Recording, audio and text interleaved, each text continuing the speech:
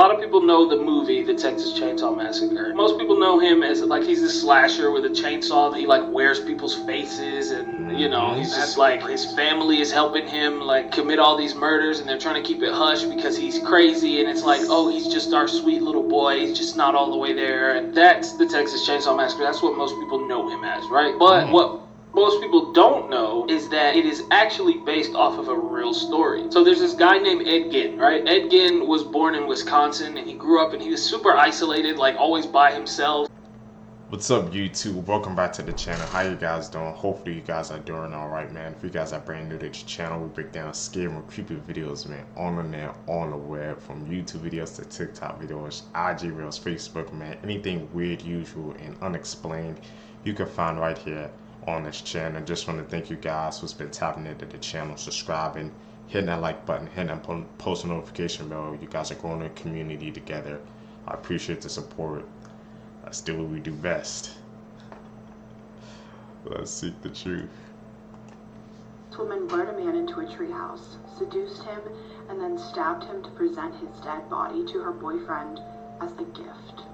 Julia Enright, pictured here, killed Brandon Chickless, who was a previous boyfriend of hers, because she wanted to present his body as some sort of strange gift to her boyfriend at the time.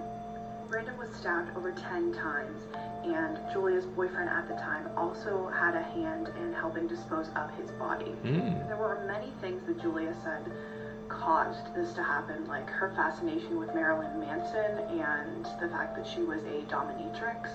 There were also entries in a journal that she had where she was admitting to having a need or a want to kill another person.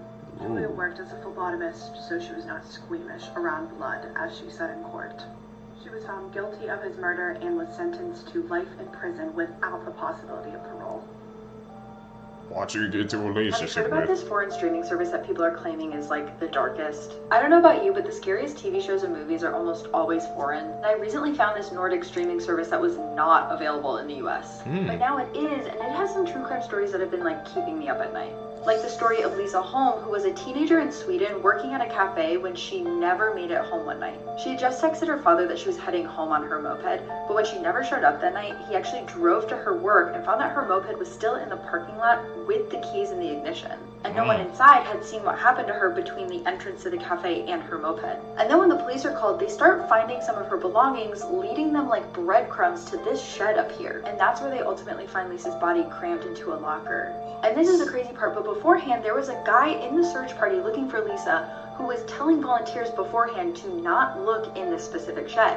So the police think that there's something weird with this guy, so they bring him in for questioning, and during the investigation, they find thousands of images and videos on his computer of like extreme violence against women. His name was Nergis Belavicius, and he was eventually convicted of Lisa's murder. And this was actually an episode in Crime Scene Sweden, which is a show about murders that just wrecked the country. There's tons of other shows I haven't heard of that I'm actually really digging, so I'm gonna include a link in my bio for you to check it out, and let me know. This woman murdered her husband to get YouTube I'm gonna check that out. Samantha Walford met her partner Ernie at a tattoo parlor, and the pair quickly began dating. Samantha was already a mother of two and had twins from a failed high school relationship. Ernie took on a father role for these twins, and 3 years later the pair had another set of twins.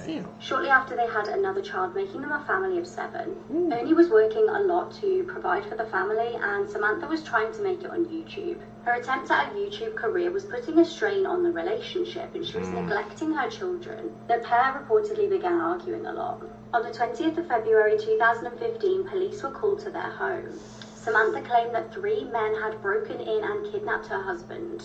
However, inconsistencies started appearing in her story. During an interrogation, she claimed that she couldn't call 911 because she was tied up. She did, however, manage to call her mum. Police asked, "How did you dial your mother with your face?" She eventually admitted to knowing the kidnappers, but said she had nothing to do with this. Investigators ended up uncovering texts between Samantha and the kidnappers. Samantha had actually orchestrated the whole thing. She had intentionally left the front door open to enable the kidnappers to get in the house. They then took Ernie to the woods and shot him in the head. Police concluded that Samantha did this to get fame and attention. 2 of the men got 50-year sentences, 1 got 93 years, and Samantha got 99 years. Things people do, man, for this YouTube fame. it ain't easy, man, trying to build up a channel, build momentum, but she took it to a completely different level. I can't believe, man, she would do that to her own family, bro. Just to get that type of fame and attention, it ain't worth it.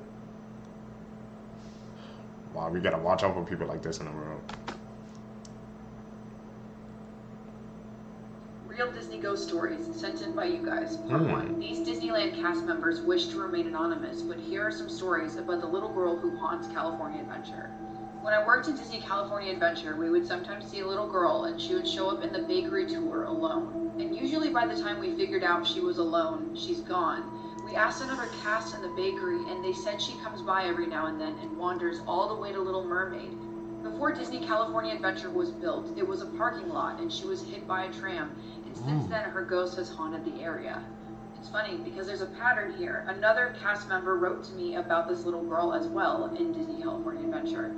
First of all, he says that every land has some sort of ghost. Like every little land in Disneyland has something that haunts it, which is crazy. The ghost I experienced the most and will stay with me is the little girl in the Little Mermaid building. She also likes to walk around on the Grizzly Peak side. She even pulled my keys out of my pocket because I wouldn't respond to her while I was cleaning a restroom and she was pounding a stall door. What? That is so scary. Here's another ghost story about the same girl. Apparently her name is Jennifer. I work at the restaurant on Buena Vista Street in California Adventure. Jennifer is very well known by cast members. She likes to lock the women's restroom doors. She turns candlesticks on the walls upstairs. I've heard a faint scream in the hallway on the second floor. She's pulled my hair a couple times, and she has shown herself to our custodial at 3 a.m. Have you ever had an encounter with this little girl spirit at Disney California Adventure? Let me know in the comments, and keep sending me more Disney ghost stories. Believe that? That's fact or cap? Those stories, Have you man. heard that this man who was missing since 2021 was just found alive? On the 2nd of October 2021, 26-year-old Harley McCourt vanished from his home in Arkansas. For 2 agonizing years, his family have scoured the country trying to find him, but have had no luck. 18 months later, however, he's now been found.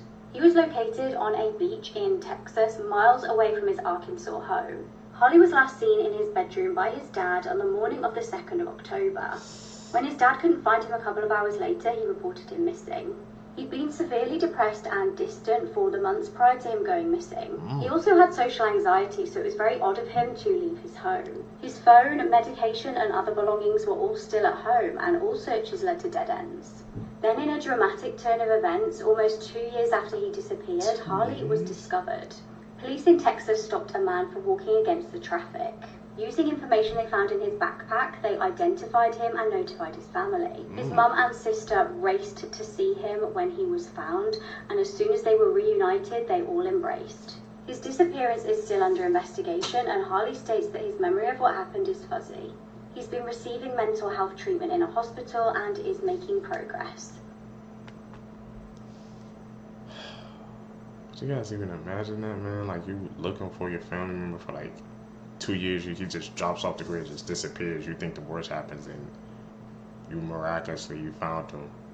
And it's a small detail just because he was against the traffic, man. Like, imagine if that never would have happened, they might have never found him again. It's like those little details, man, that something can happen in the universe you just can't explain.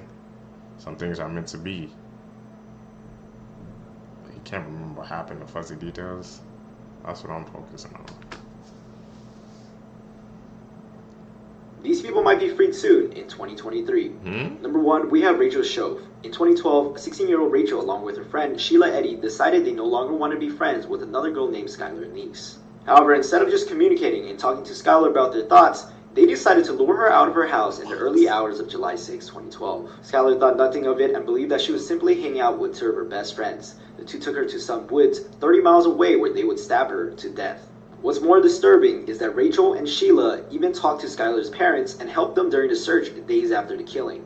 It would be 6 months later when Rachel finally confessed to the horrible deed they had committed. Her parole hearing has been delayed to May 9, 2023, and currently there are 31,000 people who signed a petition on change.org to deny her parole.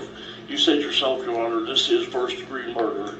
She should not give any leniency, and she can take her apologies and everything else and sit on it because that's about what they're worth. You stood there for over a year, comforting, being with us, telling us you knew nothing. When the police and everybody was coming close, then you decided to put us. Right in your face. Number 2, we have Paul Danier, dubbed the Frankston serial killer because he brutally attacked and slit the throats of 3 young women in Melbourne, 1993. He has had a history of breaking into neighbors' apartments, cutting up their furniture, clothing, and even writing blood on their walls. Ironically, in prison, Danier began to identify as the very thing he despised, a woman. He was given 3 life sentences, but because of a technicality during his sentencing, he's eligible for parole after 30 years, which basically means sometime this year. Date of the parole hearing is still unknown. Off a technicality? Gotta do better, man. The system. This woman murdered her husband to get YouTube subscribers. Samantha Walford met her partner Ernie at a tattoo parlor and the pair quickly began dating. Samantha was already a mother of 2 and had twins from a failed high school relationship. Ernie took on a father role for these twins, and 3 years later the pair had another set of twins. Shortly after they had another child, making them a family of 7. Ernie was working a lot to provide for the family, and Samantha was trying to make it on YouTube. Her attempt at a YouTube career was putting a strain on the relationship, and she was neglecting her children. The pair reportedly began arguing a lot. On the 20th of February 2015, police were called to their home. Samantha claimed that 3 men had broken in and kidnapped her husband. However, inconsistencies started appearing in her story. During an interrogation, she claimed that she couldn't call 911 because she was tied up. She did, however, manage to call her mum. Police asked, "How did you dial your mother with your face?" She eventually admitted to knowing the kidnappers, but said she had nothing to do with this. Investigators ended up uncovering texts between Samantha and the kidnappers. Samantha had actually orchestrated the whole thing. She had intentionally left the front door open to enable the kidnappers to get in the house. They then took Ernie to the woods and shot him in the head. Police concluded that Samantha did this to get fame and attention. 2 of the men got 50-year sentences, 1 got 93 years, and Samantha got 99 years. Got the opposite result. Be careful. Did you know that on the morning of September 11th, when United 93 took off, it was missing its 5th hijacker, who was later believed to be Mohammed Al-Qahtani, who tried to enter the country on August 4th, 2001 at the Orlando International Airport. Jose Melendez-Perez was his immigration officer who questioned him for over 90 minutes. During that time, Jose said that Al-Qahtani could provide him no information on where he was staying, couldn't give a reason for his travel in the United States, and had no return flight home. His irate attitude while being questioned by Jose also set off red flags, and Jose began to believe that he'd been trained by a military. After those 90 minutes, Al-Qahtani was refused entry to the United States on a technicality. As he boarded his flight back to Dubai, he turned around to officials and said, "I'll be back," in perfect English after telling him he only knew how to speak Arabic, and working with a translator all through his interrogation. And during his interrogation, he would let it slip that someone was waiting for him upstairs at the MCO airport, but then changed his story and said no, they weren't. Later credit card records would show that Mohammed Atta, the lead terrorist of the 9/11 attacks, was at the MCO airport that day. We've gone through this and so much more over on Deep Diving Duvalios. Little thing, they're gonna make up the story. He was playing them the whole time. Spoke perfect English saying, "I'll be back." I got a damn movie.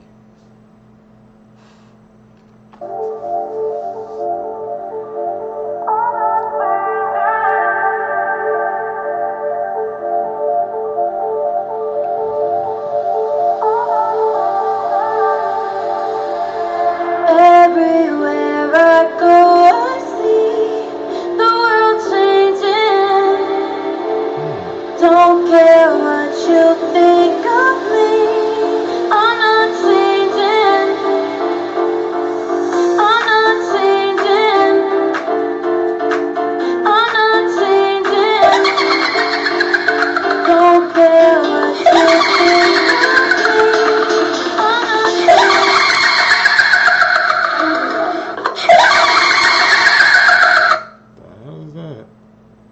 That's me edit, right? So a lot of people know the movie, The Texas Chainsaw Massacre. Most people know him as like he's a slasher with a chainsaw that he like wears people's faces, and you know he's just like his family is helping him like commit all these murders, and they're trying to keep it hush because he's crazy, and it's like, oh, he's just our sweet little boy, he's just not all the way there. And that's the Texas Chainsaw Massacre. That's what most people know him as, right? But what most people don't know is that it is actually based off of a real story. So there's this guy named Ed Gein, right? Ed Gein was born in Wisconsin, and he grew up and he was super isolated, like always by himself. People described him as like a weird dude. Like he was very, always like by himself, like never really in a crowd or had any friends. He was always like a recluse. Ed Gein started grave robbing and like digging up dead bodies, and he would use their skin for like stuff around the house. He'd use their bones as like utensils, and he has been confirmed to have killed at least 2 people, but they think it's upwards of 10. But yeah, so he was arrested, and the scariest part about it though is that he... Damn, they couldn't finish it. Chainsaw Massacre? Now that I've seen it, True story? I can't unsee it. So the other day, a Reddit user posted this photo to Reddit. It's of his apartment at night. He had been complaining of hearing rustling noises in his apartment over the last couple nights. Many users thought they could kind of see something in this area of his kitchen, but I couldn't, so I looked at the brightened version. This is the photo brightened. And I know what you're gonna say, yes, it does look like Keanu Reeves, but look at how tall he is compared to the fridge. But it gets so much worse. This is a video he took of his apartment at night where you can see something happen to the light in the kitchen. But let's look at the brightened version. What? See movement there.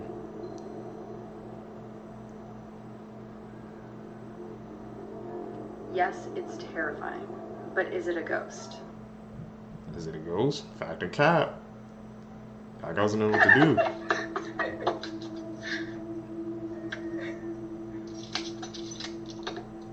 Can't fucking open the damn door.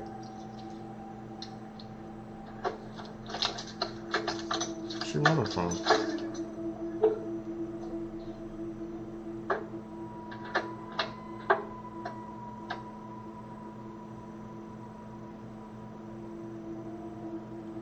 See a car going back and forth. Somebody was chasing her?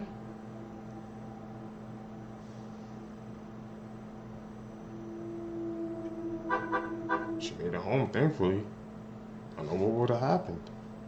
Horror movies 99% of you can't finish, part 1. Up first is the Poughkeepsie tapes. The Poughkeepsie tapes is about a serial killer in Poughkeepsie, New York. And he records tapes of torturing and killing his victims. And in this movie, we are shown those tapes, intertwined with interviews of police officers, family members of victims, and even a victim herself to get a perspective of the killer and his crimes. Most of the footage in this movie is downright creepy and disturbing, and most people can't handle it. The footage also includes the murder of a young child and the torture of several victims.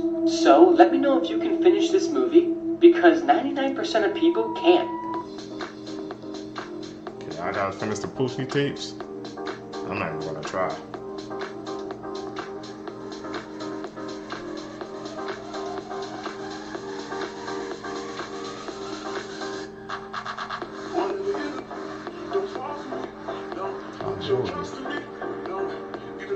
How many of you actually knew that Jeffrey Dahmer was murdered in prison alongside another convicted murderer? Honestly, I did not know. Let's talk about these two folks. So this was salesman Jesse Anderson, who was born in Illinois but then eventually would move to Wisconsin. Later down the road, Jesse would eventually marry Barbara, and they had 3 children together. Well, apparently by 1992, the marriage wasn't going so well. Jesse thought the marriage was failing, so he wanted to give it one more shot, right? On the night of April 21st, 1992, he took his wife out to go see a movie, and then afterwards they went to go have dinner, and at that point he planned to try to reconcile their marriage. Apparently it didn't go well. After they left the TGI Fridays that they were eating at in Milwaukee, Wisconsin, they would walk to their car, and not too soon afterward, police were called because there were 2 people on the ground bleeding. It was Jesse Anderson and his wife, Barbara. They had both apparently been stabbed. Barbara immediately went into a coma and would eventually die a couple days later, but Jesse, who had 4 stab wounds to his chest, would survive. Most of his stab wounds were superficial. Barbara was stabbed 21 times in the face. Jesse said that the assailants were 2 black men. He said he managed to knock off one of their hats, a Los Angeles Clippers hat. So police were looking for 2 black men who have done this. Well, in their investigation, it turns out that it wasn't 2 black men. It was Jesse Anderson who stabbed his wife multiple times in the face. By using forensic smarts and also witness testimony, that's how they came to that conclusion.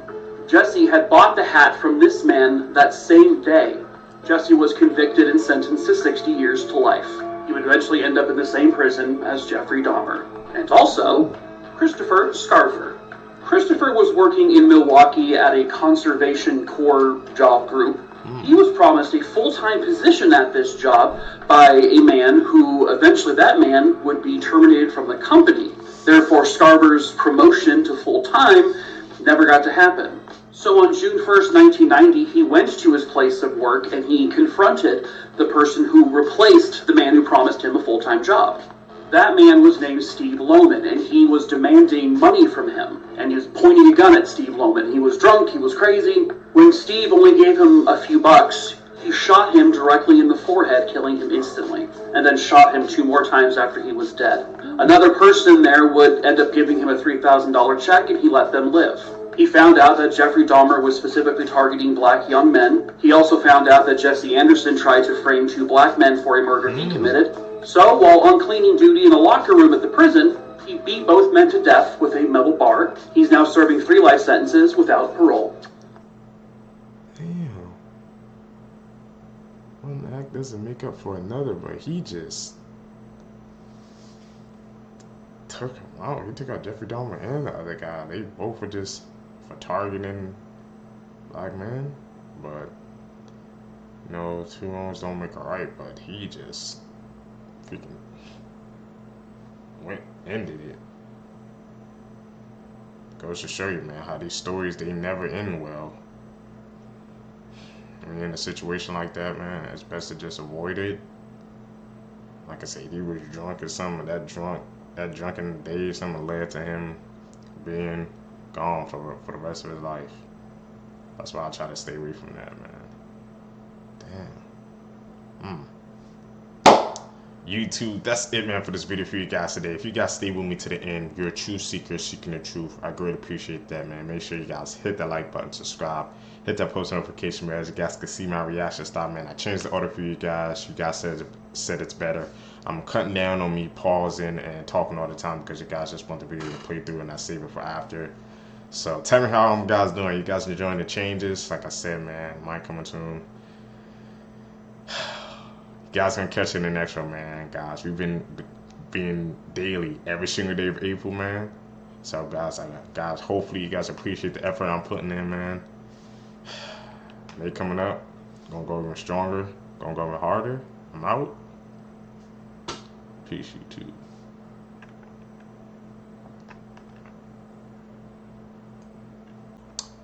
What's up, seekers? Welcome back to the channel. Hopefully you guys are doing alright, man. If you guys are brand new to the channel, we break down scary and creepy videos on the net, on the web, from YouTube videos to Tik Toks to IG Reels, Facebook, anything weird, usual, and unexplained you can find right here on this channel. Just want to thank the seekers, man, who's been tapping into the channel, subscribing, hitting that post notification bell, hitting that like button, man. We guys are growing the community together. Really appreciate that, man. Like I said, I changed the volume, so let me know if you guys can hear the videos even better, man. With each and every video I'm trying to do, get the settings right for you guys. Found this video for you guys today. Seek the truth, seekers. Facts about the ocean that are scarier than any horror movie. First up, I bet you didn't know that you can literally melt in the ocean. Because in the deep sea, there's something called hydrothermal vents that can reach up to 750 degrees Fahrenheit, which will allegedly cause your body to melt. But by then, you probably wouldn't even notice because all your bones would have likely been crushed by the pressure. The next fact is honestly even scarier to think about. You know how we have so many scary stories about sea creatures, like sirens, the Loch Ness Monster, or giant squids? Well, a lot of the creatures that used to be just a story are slowly being discovered as real. For example, the giant squid, which scientists found were not only real and over 59 feet in length, but are also cannibals. If that's not bad enough, here's more. Because the ocean is basically a giant graveyard. In 2014, researchers diving into an underwater cave in Mexico found the remains of a girl estimated to be 13,000 years old, meaning there's a high likelihood that if you go missing or drown that you would probably never be found. There's also 10 million viruses in every drop of seawater, meaning viruses in the ocean outnumber all of the stars in the Milky Way. The actual number is estimated to be 1 nonillion, which is a number I've never heard before, but here it is written out. That itself makes me never want to go swimming in the ocean again. Follow for more. Photos. What the hell? 1 nonillion? learn new stuff every day, man, watching these videos with you guys. As I said, tap in with us. Those facts about to see, those are just scary. I can't believe there's more viruses like in the sea than there's stars in the Milky Way. If you think about it, that's freaking mind-blowing. 1 million. We love our lands. Lots of people before and after they went missing. Number 1, Riker Webb. Riker Webb went missing and was found 4 days later on his own in a completely rural area. Number 2, Brenda Heist. Brenda Heist went missing for 11 years. Daughter, family, everybody sent search parties looking for this woman, and 11 years later she turned up looking like this. Steve Carter. Now this is an interesting one. Steve Carter was searching an online forum when he came across a missing child case. He realised that the child was him. Imagine finding this out online as a grown adult. If you like anything weird, scary or a little bit creepy, please support my channel by giving me a follow. That last story. Blood-curdling facts that you wish you never knew. Part 19. Facebook was forced to shut down 2 artificial intelligence robots named Alice and Bob because they started communicating with one another in their own language. No. If you ever win the lottery, you're 120 times more likely to be killed by an immediate family member. A sloth has nipples in its armpits. In the 17th century, there was a man named Tare who could eat his entire body weight in just 1 sitting. And despite being pretty skinny, he would swallow live animals, eat human corpses, and was even accused of eating the body of a 3-year-old toddler. An 11-year-old boy named Konorak escaped Jeffrey Dahmer's apartment, but was later returned to Dahmer by police, and he killed the boy just 30 minutes after. It's commonly believed in religion that angels look like this, but according to the Bible, they actually look like this. 6 things you didn't know. Those things we learn, seekers, man. Especially about the part about the winning the lottery. I didn't even know that was a known statistic, known fact. It goes to show you, seekers, man. Once you get that money, you instantly become a target, man. It doesn't matter if it's friend, family. You just gotta watch out who you be around because you're the target. You're the biggest, I guess, threat in the room. Damn. I think about that guy who can eat his whole body weight in the city. It's old stories, man, that I'm just not hearing. Know about the pocong and where you can find them in Singapore. Before we start, let's talk about the story behind the pocong. Pocong is one of the most infamous ghosts in Malay mythology. Pocong is the soul of a deceased person who is doomed to roam the earth due to unfinished business. According to Malay funeral practices, the body has to be tied in several places to keep the body intact. When the body is put into the grave, the knots are usually removed. According to Malay belief, the soul usually stays in earth for 40 days. So when the knots are not removed, the soul gets stuck in the body and jumps out of the grave as a pocong. The first thing you didn't know about a pocong is that they can age. If the pocong has a body of a person who died recently, the pocong will look young. And if the pocong has a body of a person who died long ago, the pocong will look old. Number 2, pochongs don't walk, they hop like a rabbit. Since the knots on their feet are not removed when they are buried, they can't walk, so they hop. Sometimes they even roll around in the ground. Number 3, pochongs are also known as vampires because they love to drink blood. They do so to absorb the life force of a person to feel more energetic. Number 4, pochongs have the ability to teleport anywhere, but their most common place is to be under a banana tree. Number 5, the red pochong is the most aggressive kind of pochong. This pochong will attack even without being provoked, and since they are very aggressive, they are known to be the leaders of pochongs. Number 6, apparently if you hug a pochong, you'll have a luxurious life. If you hug a pochong, you might untie their knots, thus releasing their soul. Thus, out of gratefulness, they will reward you with enormous wealth. Most common sightings of a pochong were reported at Bukit Batok, so all you Westsiders stay safe. Pochongs. We're going to dive deep into that, man. See some more of the history of those.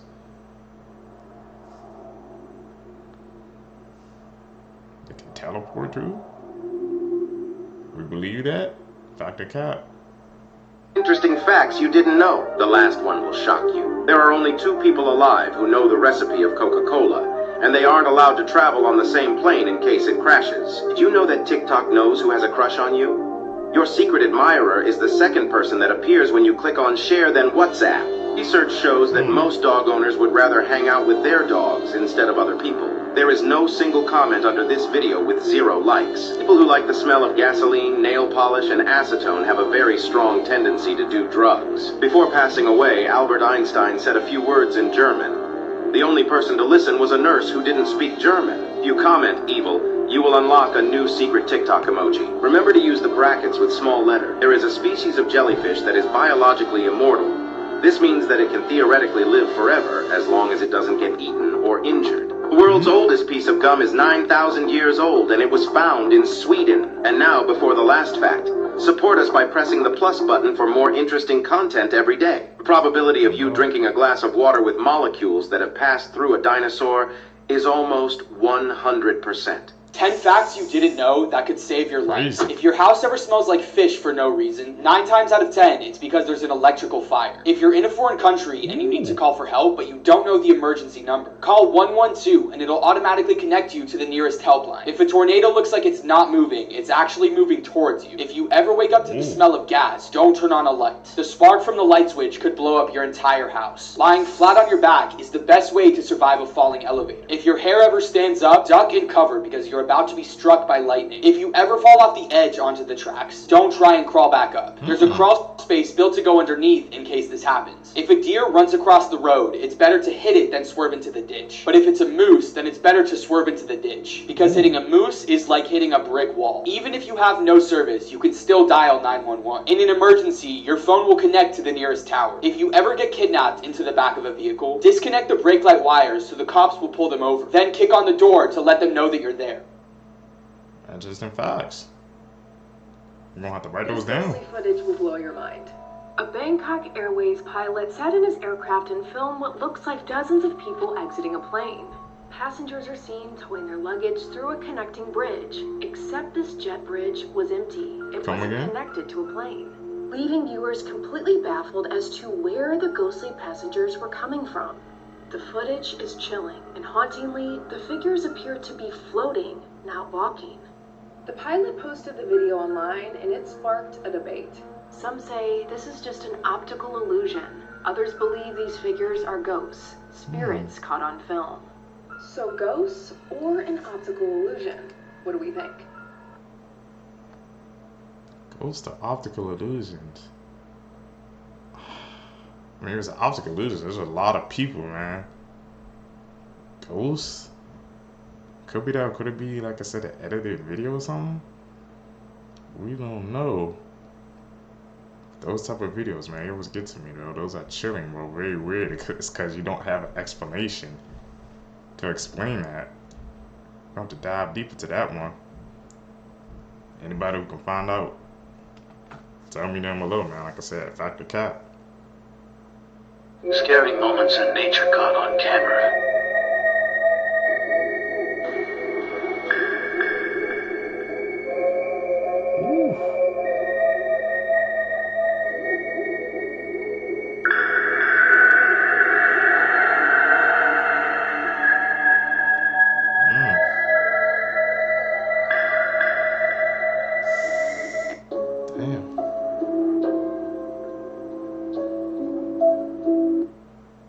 Hold your pee.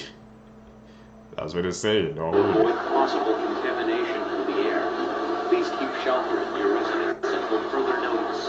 If you are a resident of King County, please stand by for further updates.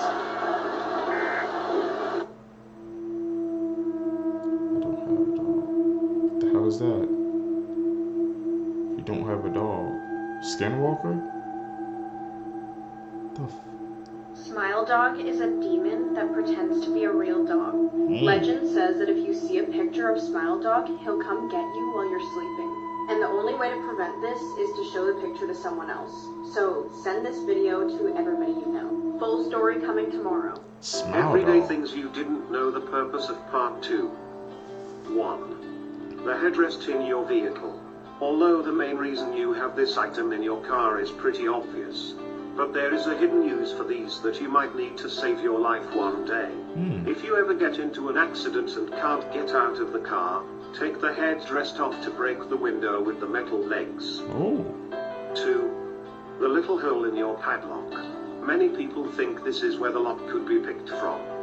But actually, it is only for you to oil up the lock when it starts to get a little rusty and old. 3. The tiny buttons on your jeans. These are known as rivets, and they're attached to your jeans at parts that have a high probability of tearing apart from strain or movement. At least, now you will value those tiny buttons and know what's keeping those pairs of jeans in your wardrobe for a longer time. I've always wondered what those were for. Let's see if you have thalassophobia. I'm going to show you 5 photos. If you feel too uncomfortable to make it to the 5th photo, then you could have thalassophobia. So let's go. First one. How about this? I'm still good. Feeling uneasy yet? Almost there. Last one. If those images made you feel uneasy, then you may have thalassophobia, which is the fear of deep bodies of water. So let me know if you discovered a new phobia down below. Yeah. Crazy did you know fact of other senses to tell when something is wet. Really? This video will prove Thalassophobia. We already proved we don't have it. fun Did you guys pass facts that? that might scare you. Oh, I gotta get in on this. The freshwater snail has parasites attached to it, and when you enter the same water as the freshwater snail, the parasites will seek you out, go inside you, and usually that's fatal. There's a crocodile that's eaten over 200 people, and he's still out there in the wild. Eventually, the sun will consume the entire solar system, and there's nothing we can do about it. This is the largest species of hornet in the world. They're from Japan, they are highly aggressive, they have a very painful sting, and somehow they made their way to the United States. The FDA actually allows a certain amount of fruit flies and fruit fly eggs in some of our food. Fun fact, in 2021, 43 camels were disqualified from the camel beauty contest at the King Abdulaziz Festival in Saudi Arabia. Handlers will inject the camels' faces with Botox, silicone, and other fillers to make the lips longer and droopier and also make the nose bigger, and handlers will also use rubber bands to limit blood flow to certain body parts to enhance their appearance, as well as injecting the camels with hormones to make the hump larger, rounder, and more shapely. 27 contestants were disqualified for body part stretching, and another 16 were disqualified for having received injections. Camel breeding is a multi-million-dollar industry, and the King Abdulaziz Camel Beauty Contest is no joke, with $66 million in prize money up for grabs. The Camel Club, who organizes the event, have taken a hardline approach on handlers who are participating in unnatural camel beautification. In order to detect cheating, each camel is examined both physically and clinically, x-rayed, looked over with a 3D ultrasound device, and finally, they test the camel's blood and conduct a genetic analysis. I didn't know camel breeding was a $66 million industry. Who knew? What the hell? And they going through the same. They do the same things as us humans do, man. Go through the process of trying to look better. I can't believe even animals have to go through that. The more you know. It's like you truly can't escape that, man. Just working on like fixing up yourself. The animals have a process. Humans is just like it goes all around.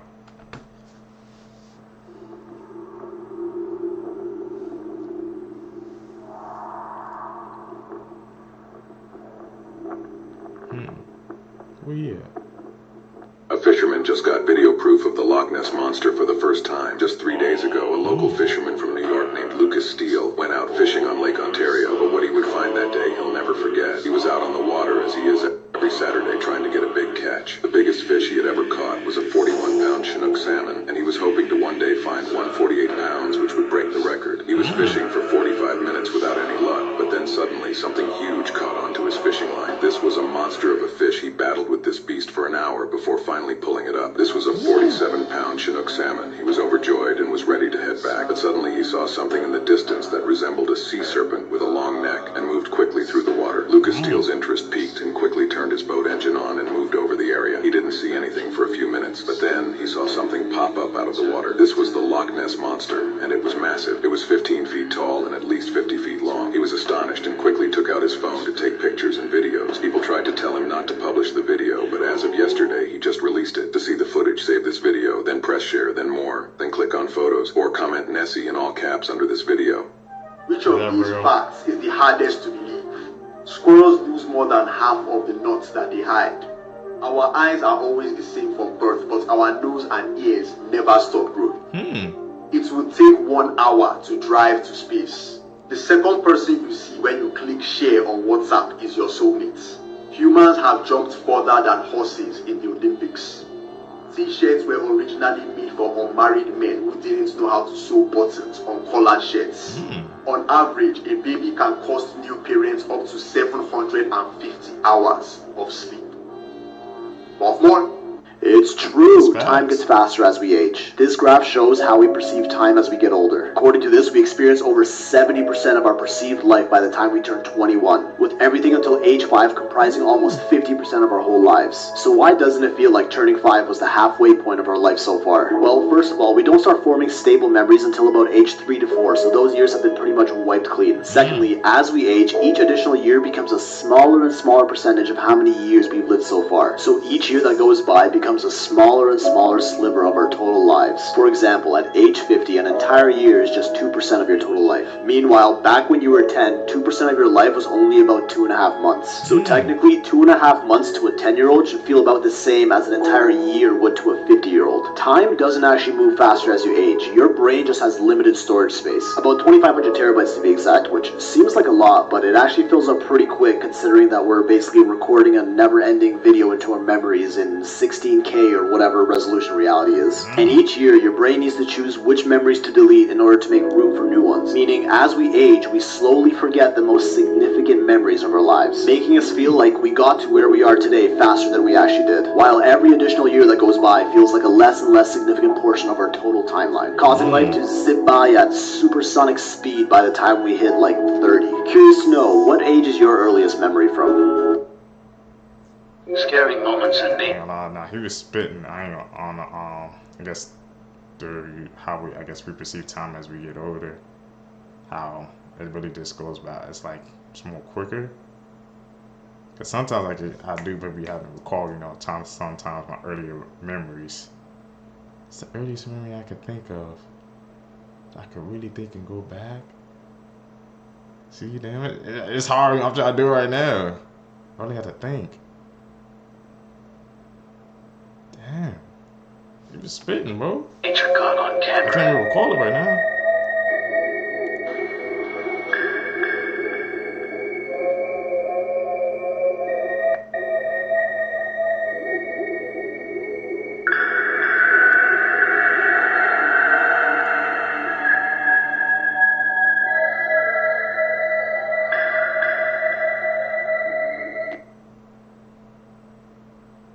See, because I think I think the earliest memory is probably like when I was maybe like 4 or 5 when we had like a whole bunch, we had a dog and they had like a whole bunch of puppies. I remember going to that room. That's like the earliest memory I can think of right now.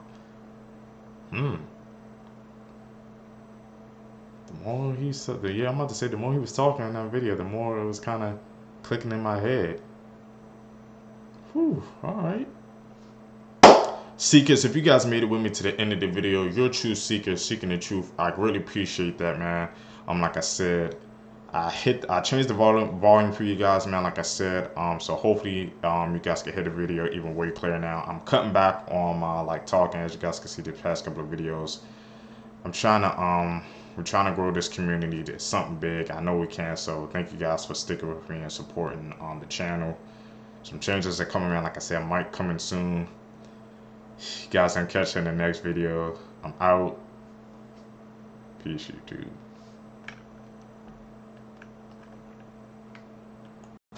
What's up, seekers? Welcome back to the channel. How you guys doing? Hopefully you guys are doing alright, man. You guys know what we do. If you're brand new to the channel, we break down scary and creepy videos on the net, on the web, from YouTube videos to TikTok videos, IG videos, Facebook, anything weird, usual, and unexplained you can find right here on this channel, seekers.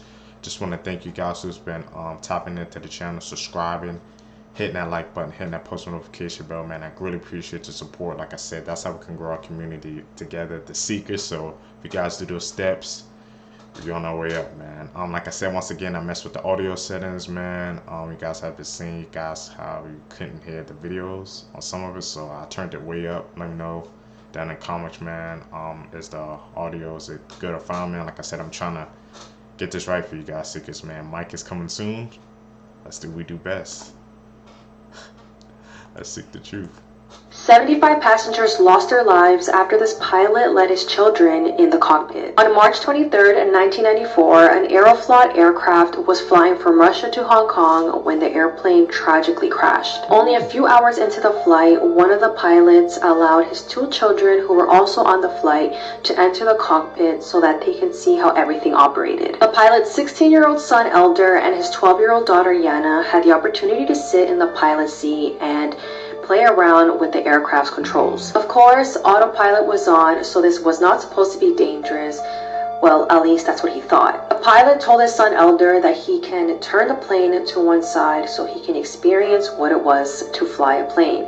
Unfortunately, this disabled autopilot. The pilots were unaware that the plane began turning, but once they noticed, the plane had steepened to almost 90 degrees. The plane started to quickly descend while the pilots tried to figure out what was wrong. And there's actually an audio recording of how everything played out, and you can hear the fear in these pilots' voices. The plane ended up crashing on a mountain in Russia, killing all 75 passengers on board. After investigating, they said that the cause of the crash were the children who were playing with the controls in the aircraft. And it was said that if the pilots had left the controls alone rather than trying to fix them manually, the plane would have corrected itself. Pranks that definitely went too far. Firstly, this kid was walking into an elevator when the floor opened up. He genuinely thought he was falling to his death until he fell onto a slide that covered him in foam and feathers, which destroyed all of his belongings, including his laptop. Next, these people were applying for a job at LG Electronics when the window behind the interviewer showed a meteor crashing down, seemingly destroying the entire city. They were screaming and crying until the company had to run in and tell them it was just a screen.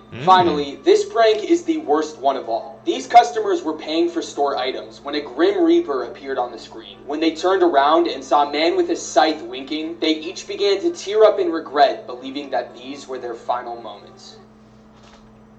See, cause man, yeah, see how some people, man, they be taking jokes too far.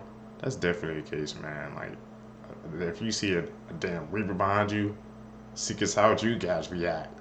And then turn around and see an old man there. We don't play with that type of energy. This woman murdered a teenager because it was on her bucket list. It was 2016 and Gemma Lilly was 26 years old. She was obsessed with serial killers and she'd emigrated to Australia 6 years earlier back in 2010. She was originally from Lincolnshire and had a troubled upbringing. Her fascination with crime and horror was a dark one, and disturbingly, she even put murdering someone on her bucket list. Her housemate was 44-year-old Trudy Lennon. She was actually introduced by a mutual friend to Trudy. Trudy had been struggling financially and actually had 2 children to feed, so the pair decided to live together in order to share bills. At this point, the women started sharing disturbing fantasies about killing someone. Some of these were even documented in the online chats that the pair had. They used the code names SOS and Corvina. Within the space of just 3 weeks living together, the pair hatched a sickening plan. Terrifyingly, in the days leading up to the plan, the pair bought a circular saw, bleach, cement, a drop sheet, a large plastic barrel, and some acetone. Trudy identified their victim. Aaron Page was friends with one of Trudy's sons, and she decided they would lure him to the flat. They used the excuse of needing Aaron to come and install some games onto their computers. As he obliged, Gemma came up behind him and strangled him with a wire. She then stabbed him 3 times. They buried him in a shallow grave and attempted to cover it with concrete. Aaron was reported missing on the 14th of June after failing to return home. It was on the 20th of June that police were able to track Aaron's last call to Gemma's phone, which led them to investigate her. They searched the property and found Aaron's body along with a knife and the saw. Police even found CCTV evidence from Gemma's own CCTV camera. In 2018, both women were sentenced to life with a minimum term of 28 years. She had that on a bucket list, Seekers. That's a different type of person, man. Truly. This daycare worker is why many Americans choose to not send their kids to daycare. Hi, my name is Ethan, and trigger warning, this is a dark case. In June of 2018, a 1-year-old in Jessica Cherry's care allegedly fell from a chair, hit her head, and suffered extensive bruising and skull fracture. Fast forward 2 years later, another 2-year-old was found deceased in Jessica's playpen in her home. Jessica immediately called 911, and the 2-year-old was transported to Children's Hospital of the King's Daughters and was pronounced deceased. The pathologist who performed the autopsy on the 2-year-old later declared that she was potentially smothered, and that is how she passed away. They also saw that the child had blunt force injuries as well. Jessica was found guilty of involuntary manslaughter in August of 2022, and on March 17th of this year, she was sentenced to 10 years in prison. Prosecutors will not seek the death penalty for the murders of Keilio and Roxy Coleman. If you don't know, Matthew Coleman is accused of killing his 2-year-old and 10-month-old because he believed his wife had passed on serpent DNA. He's confessed to shooting their kids with a spearfishing gun 29 times, yet he pleads not guilty. According to prosecutors, on August 7th, the family was just outside of their Santa Barbara home packing for a camping trip. Seemingly out of nowhere, Matthew picked up the kids, put them in the van, and drove off. Immediately, Abby Coleman called 911, but at first she didn't want an officer to come out as she thought they would all be back soon. That following day, on August 8th, Abby changed her mind. She reported her family missing and, with police, used Find My iPhone to track her husband's last known location. With this, it became clear Matthew had driven Keilio and Roxy into Mexico. FBI at the border was alerted to be on the lookout, but by this point, he was already carrying out his plan. As confirmed by surveillance footage, around 3 a.m. on August 9th, the three were seen leaving a Rosarito hotel. From here, Matthew just started driving. At 3:12, he texted Abby that things have been rough, but he's finally gotten some clarity. Tragically, we know that shortly after that message was sent, the kids were killed on the outskirts of a remote ranch. Matthew attempted to hide their bodies and then disposed of the weapon and bloody clothing in a nearby creek. Now, while the kids were found by 7:30 that morning, back at home, no one knew. When Abby woke up that morning, she got Matthew's message about clarity. She responded with this at 9:24 a.m. and then alerted police that his iPhone was headed back towards the border. Obviously, when Matthew tried to cross back over, the kids weren't with him. In recorded interviews, he discussed wild conspiracy theories, along with how he could communicate with his children. He said 10-month-old Roxy told him Abby was abusing them and that he had to kill them to save the world. So again, today Matthew still pleads not guilty, with the most recent update being that he will not face the death penalty. Court records also reveal that he and Abby shared mutual interest in these theories, but his beliefs reportedly grew stronger. Investigators say that they have and will continue to treat Abby as a victim in the case. This is a tragic story. Man, the thing that got me at the end, is when she said those two, they shared the same theory, so they was on that same that conspiracy theory, whatever they believed in, and led to a dark path. Seekers, man, that's how sometimes I don't try to go too deep into this, like, you know, conspiracy theory hole, because they can really change this perspective. You can become a completely different person. It's good to do research, but I feel like there's too much information, man. It might like overload your brain. Sometimes you gotta take a break to just to process all this new information we're learning, Seekers. Story of how this boxer went from this to this. Back in 2015, 23-year-old Pritchard Collin and Terrell Williams competed at the Eagle Bank Arena in Virginia. At this point, Pritchard had only been pro for 2 years until this fight, which would be the last time he entered the ring, leaving him in a vegetative state. From the very beginning of the fight, Pritchard complained to the referee that Terrell kept hitting him with rabbit punches. If you don't know what that is, they're punches to the back of the head or neck that are extremely dangerous and can cause brain or spinal cord injury. These punches are illegal, and usually the fighter would be disqualified if it happened in a fight. Pritchard also mentioned to the ringside physician that he felt dizzy, but he could still go on, so the match continued. But on this night, after multiple rounds and blows to the head, when Pritchard went into his dressing room, he began throwing up. He eventually passed out and was rushed to the hospital, where he underwent surgery for internal bleeding in his brain, and then he went into a coma for 221 days. When Pritchard woke up, he was in a vegetative state, and his mother and father have been taking care of him ever since. The blame has not only been put on Terrell for throwing illegal punches, but the referee and the physician who sat ringside were also negligent for failing to take any required steps to either stop the fight or get Pritchard some help. Pritchard's family filed a $50 million lawsuit against the physician, but it's never been settled, and apparently he's not legally responsible for any of this. Pritchard's parents were told by doctors that he would never get better because of the damage that was done. But if you see some progress videos that have been posted online, it's clear that Pritchard has gotten better, and I hope that one day he can be close to what he was. Detail seekers. You never know what will happen.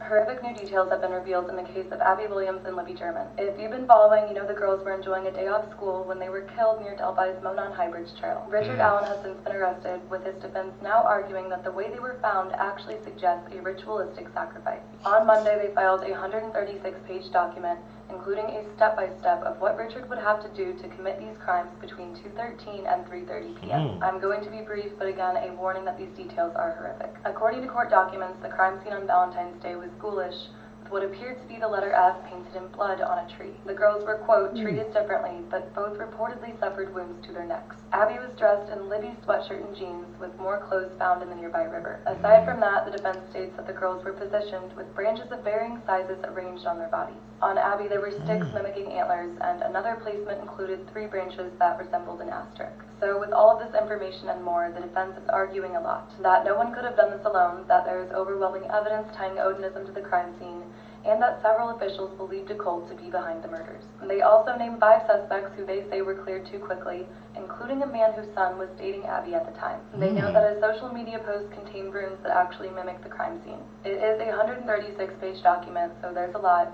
But another thing the defense is asking for is a hearing to present evidence to throw out the search warrant at Richard's house. That is where police reportedly found a gun that matched a bullet found at the crime scene. As of today, the prosecution has not responded to any of the defense's claims. As always, if you would like to donate in Abby and Libby's name, go to the Abby and Libby Memorial Park Fund.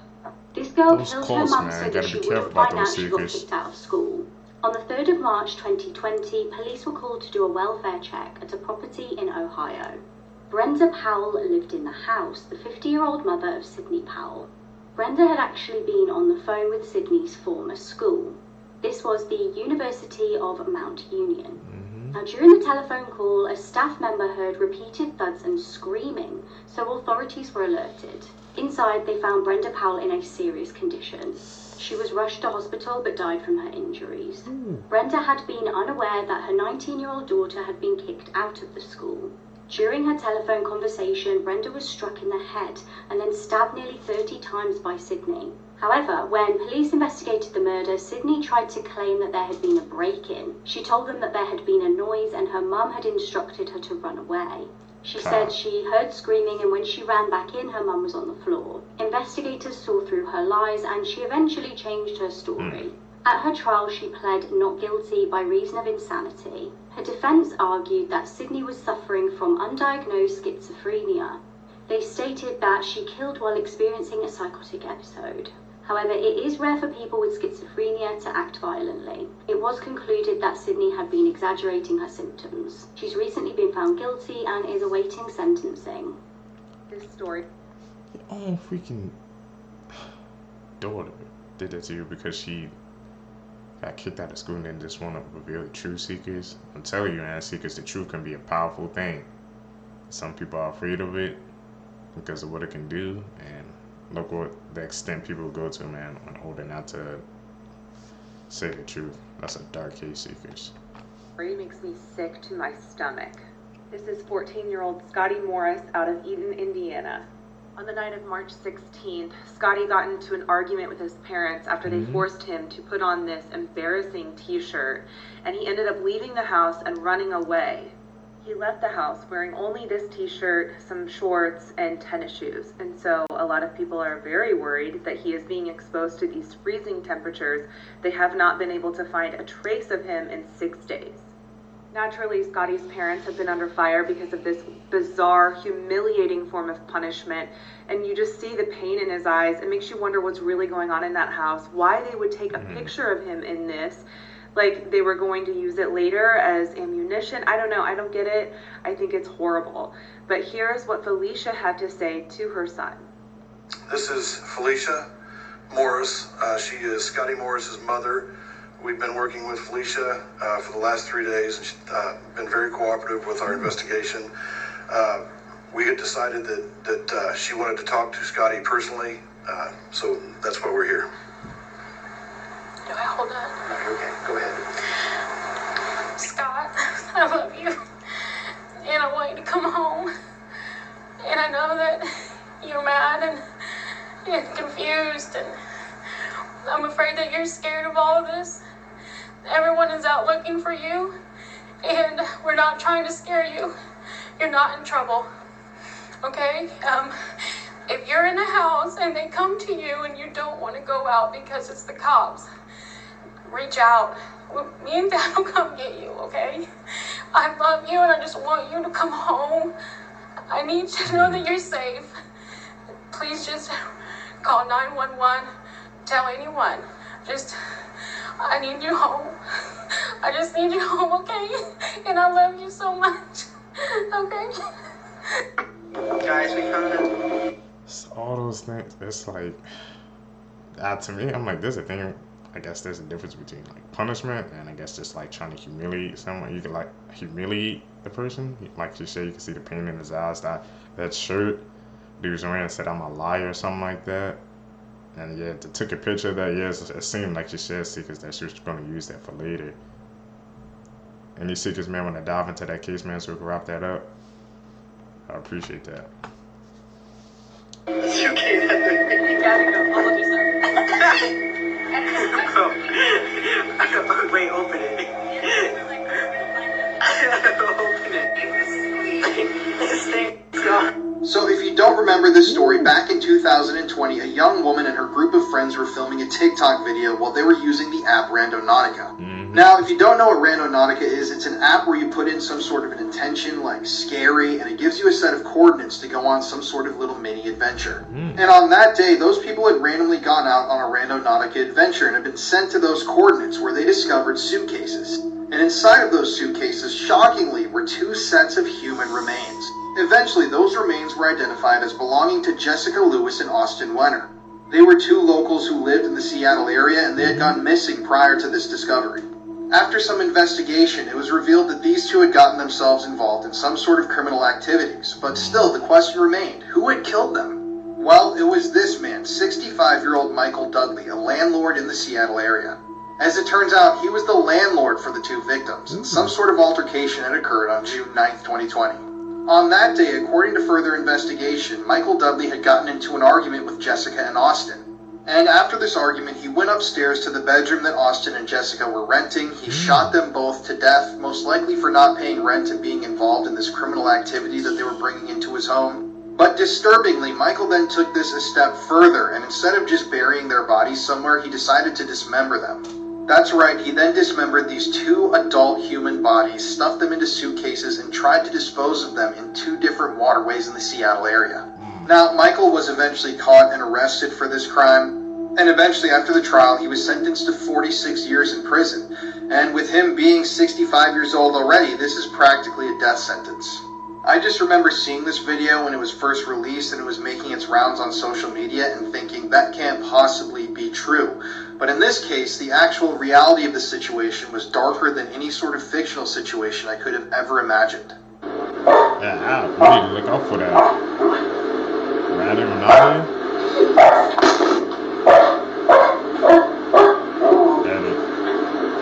Once again. Did you know that Gino D'Acampo actually served time in prison? Many people in the UK absolutely love Gino, who is well known for appearing on daytime television. However, many people don't know that he does have a criminal past. This true crime case honestly reads like a bizarre fan fiction. In 1998, way before he ever appeared on ITV's This Morning, Gino was 21 years old. He was an unknown waiter living in North London. He broke into the home of well-known 80s singer Paul Young. He was known for having hits such as Wherever I Lay My Hat. Gino stole Paul's guitar collection, which was reportedly worth around £4,000. He also stole his platinum disc. Police investigating the crime found that Gino had actually unknowingly left his DNA at the crime scene. He dropped a cigarette butt with his DNA on it. They were able to match this DNA to Gino and he was sentenced to 2 years in prison. Gino actually reached out to Paul personally to apologise to him just prior to entering the I'm a Celebrity jungle back in 2009. Gino stated that he was involved with the wrong people back then and was on the wrong path. This is Never Lauren know Cook, anybody's and she, path, along with her seekers. 3 children, Past. have been missing from Ferrum, Virginia since September 5th. But despite Virginia police saying that Lauren and her 3 children have been missing for over 2 weeks, her husband remains unconcerned and maintains that this isn't the case. 30-year-old Lauren and her 3 kids, 7-year-old Benjamin, 5-year-old Hannah, and 2-year-old Elijah, were last seen in their home in Ferrum, Virginia on September 5th.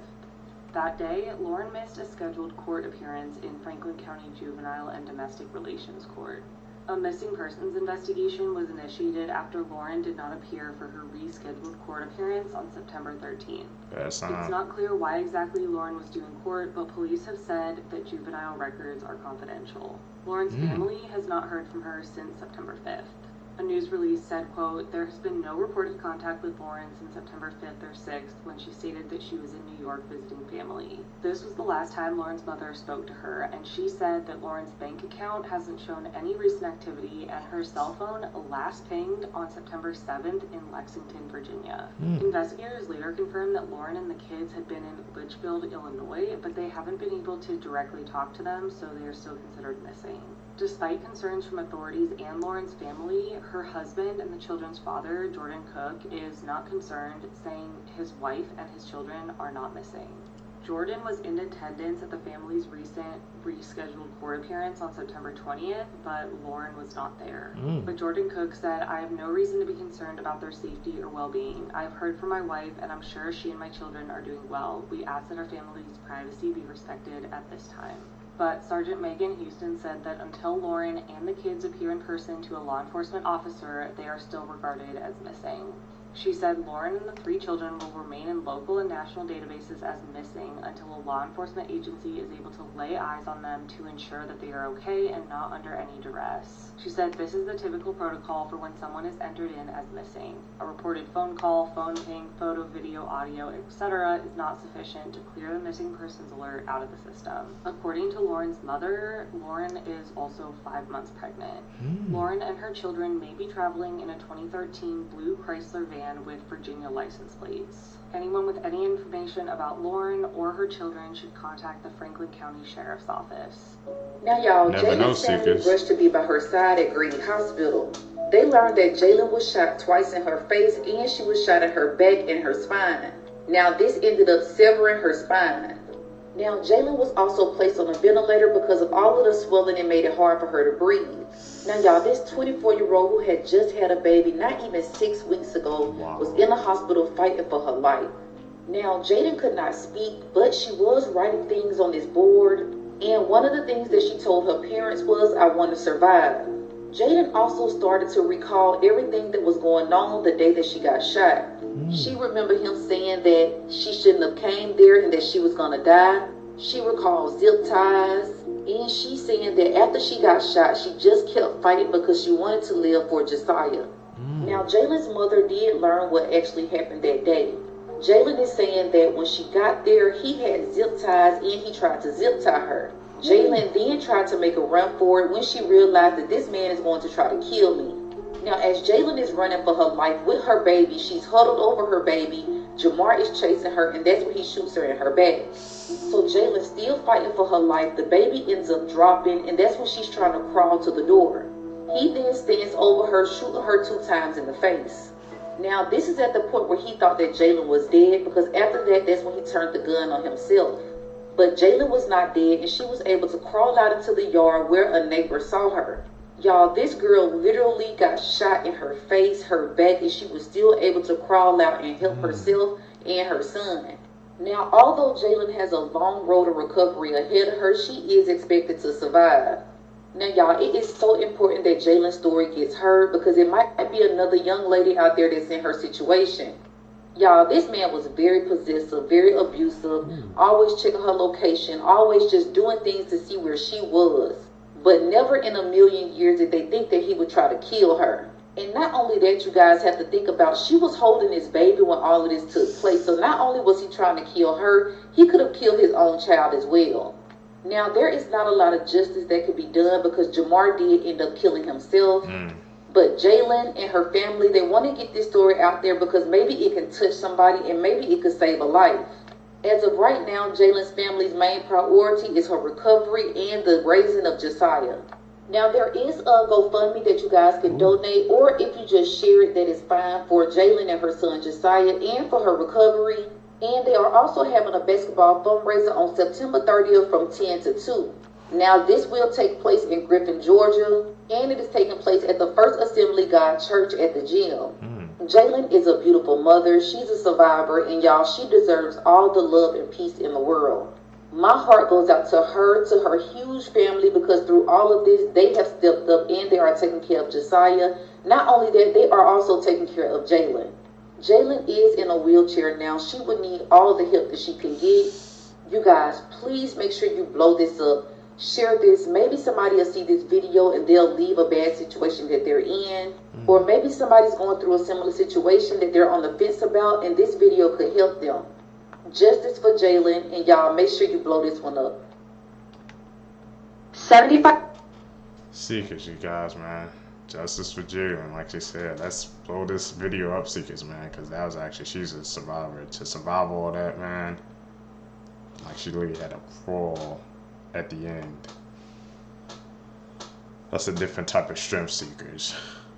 Truly. You guys made it with me to the end of the video. You're a real one, Seekers. Seeking the truth, supporting the channel. I really appreciate that, man. Like I said, tell me how you guys like this audio setting, man. You guys have noticed in the past couple of videos, I'm like pausing them less, man. I'm trying to keep it down to like 3 or 4 pauses, man. I'm just trying to let the video play out because that's what you guys want. I want to give you guys the best type of content that you guys want. You guys gonna catch it in the next one, man. Like I said, gonna close out April strong. Then going into May even stronger, Seekers. Let's go. Blow this video up. Peace, Seekers. What's up, YouTube? Welcome back to the channel. How you guys doing? Hopefully you guys are doing alright. If you guys are brand new to the channel, you guys don't know what we do. We break down scary and creepy videos, man, on the net, on the web.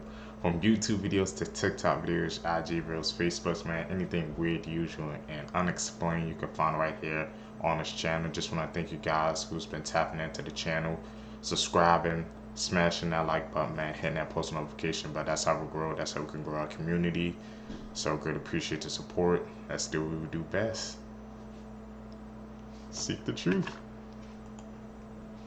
You guys, this is absolutely horrible. Police in Yukon, Oklahoma received a call yesterday at 9:35 in the morning from a 10-year-old little boy claiming that he woke up and found the other 5 people in the home to be deceased. When police arrived, they said it was a total massacre. In a press conference this morning, police announced that 42-year-old Jonathan Candy had gotten into an altercation the night before with his wife, 39-year-old Lindsay Candy, and at that point he got out his firearm and shot her numerous times.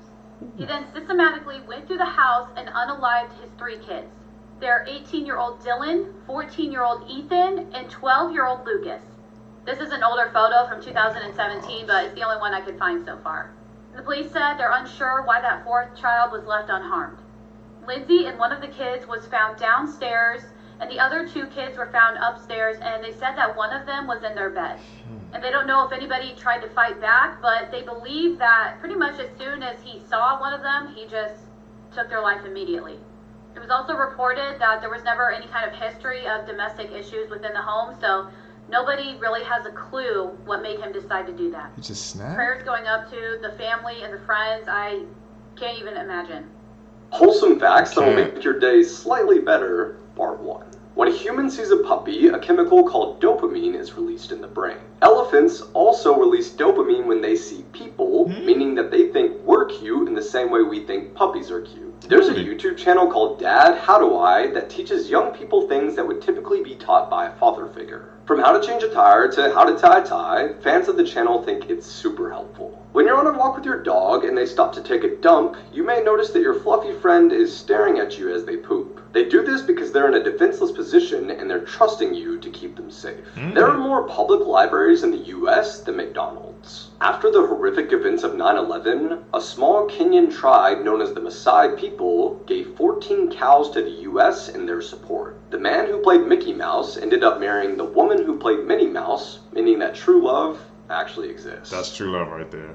These are animals that were scarier than dinosaurs. dinosaurs, part 2. The Helicoprion was a 20 to 25 foot fish that existed around 270 million years ago. It was discovered when paleontologists started examining a mysterious fossil that contained a row of teeth and swirls. It was given its name after scientists concluded that the fossil came from a shark-like fish, and it was believed that the teeth were located on top of its nose, while others believed that the teeth were attached to the lower jaw, or even on its dorsal fin or down its throat. Either way, a shark with a saw for teeth is terrifying. Next, the forest Racidae is nicknamed the terror bird for a good reason. After dinosaurs went extinct, these 10-foot birds became the top predator in South America for 60 million years. Really? Their beaks could easily break the spine of a horse and crush the skull of their prey with one headbutt. They also had the same feet as T-Rexes. And lastly, the Titanoboa is considered to be the biggest snake to ever exist, with a measurement of 50 feet in length, 10 times the size of a green anaconda. It lived 60 million years ago in what's now Colombia, and scientists were conflicted when studying this creature as it defied the laws of gravity. Usually, most land animals don't grow as large as this is because of gravity, but those that live in water don't deal with the same issue, which is why we have creatures like the blue whale. So many believe that the Titanoboa spent a lot of time in water. Not to mention, it also preyed on crocodiles. So if one still exists, stay on land. Disclaimer, depending on when you're watching this, there might just be a gender war in the comments, which is crazy because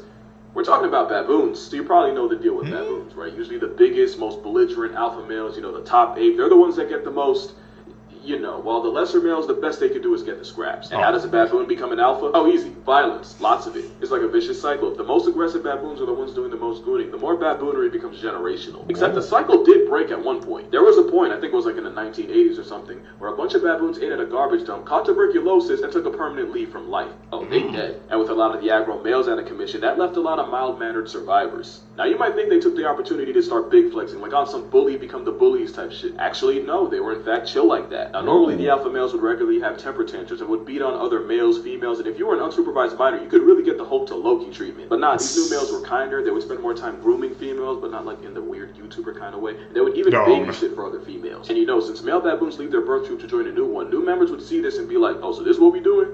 I bet. Basically, there was a whole culture shift, and all it took was the bullies getting blacklisted from the census. And yeah, we're still talking about baboons here. The same ones that jump leopards and eat baby gazelles fresh out the womb. Those baboons, the more you know. Like I said, the more you know, man. Change happens over time. Prime example in nature. A high school football star who took his own life after falling victim to a sextortion scam is finally seeing justice. Nigerian brothers Samuel and Samson Ogoshi posed as a woman on Instagram and tricked 17-year-old Jordan DeMay into sending them intimate photos. They demanded the teen send them $1,000, threatening to share the pictures with his friends and family if he didn't pay up. 6 hours later, DeMay was found dead. His last message was, "I'm killing myself right now because of you." Now the scammers have pleaded guilty to conspiring to exploit teenage boys. The infamous case of the woman that cut off her husband's manhood.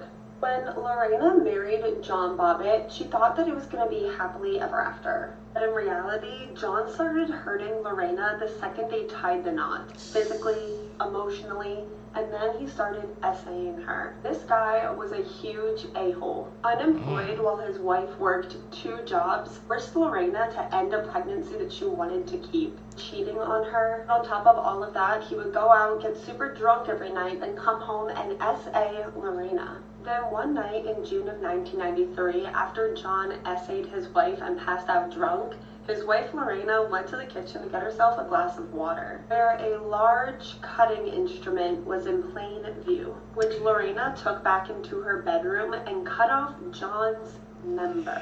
She then got in her car and left and threw it out the car window. But somehow they were able to find it in time and reattach it after a 9-hour surgery. There was actually 2 trials in this story, one for what Lorena did to John and one for what John did to Lorena, and they were actually both found not guilty. They obviously divorced and went on to live very different lives. Today, Lorena is a wife and mother, and also the founder of her own foundation against domestic violence. After the incident, John went on to star in some adult movies. Today, he's unemployed and has been married and divorced 3 times. And just last week, he publicly announced that after drinking contaminated water, he had to have all 10 of his toes recently amputated, which doctors were unable to reattach. Is this AI? Netflix is facing criticism for allegedly using computer-generated images in a true crime documentary. What Jennifer did details how then 24-year-old Jennifer Pan arranged a kill-for-hire attack on her parents, but what's really haunting viewers is some of the uncanny pictures used in the movie. In one of the photos in question, Pan's hands appear to be missing fingers, and parts of the background look warped. In another, her ears and teeth look amiss. Now viewers are questioning whether or not the use of AI in documentaries is ethical. So what do you think? Is there a serial? I don't think that's ethical, man, because documentary, that's supposed to be like, you're supposed to have the facts straight down right to the point. AI, you can use that to manipulate the pictures, the facts, and things like that. So that takes away, I guess, the truth of it, which is the whole point of a documentary, right? To present the truth. This technology is getting too crazy.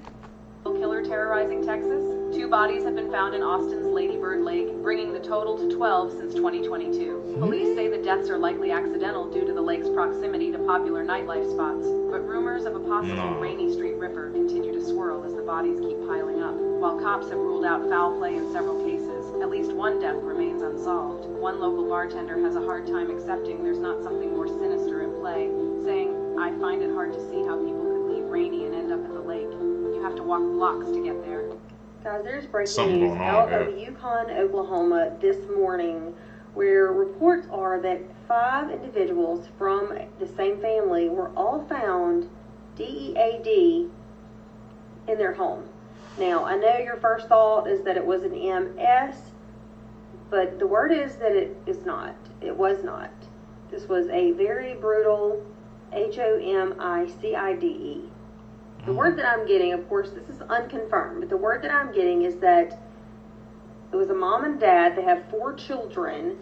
3 of those children were still in school. One of those children graduated last year in 2023, and that it was their 10-year-old son who actually made the discovery.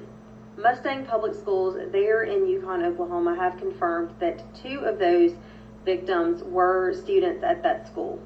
Law enforcement was called to do a welfare check, and they went in and they discovered what is being described as a very violent scene. There is no official word on the actual cause of DEATH. Sorry, I'm having to spell everything out. I just don't want this taken down. I do know the names of the victims. However, I have not seen that publicly released anywhere. I'm not going to go ahead and share it. I'm going to wait until law enforcement officially gives names, releases names. They are supposed to be giving out more information tomorrow morning. As soon as that information is available, I will come back and share it with you guys.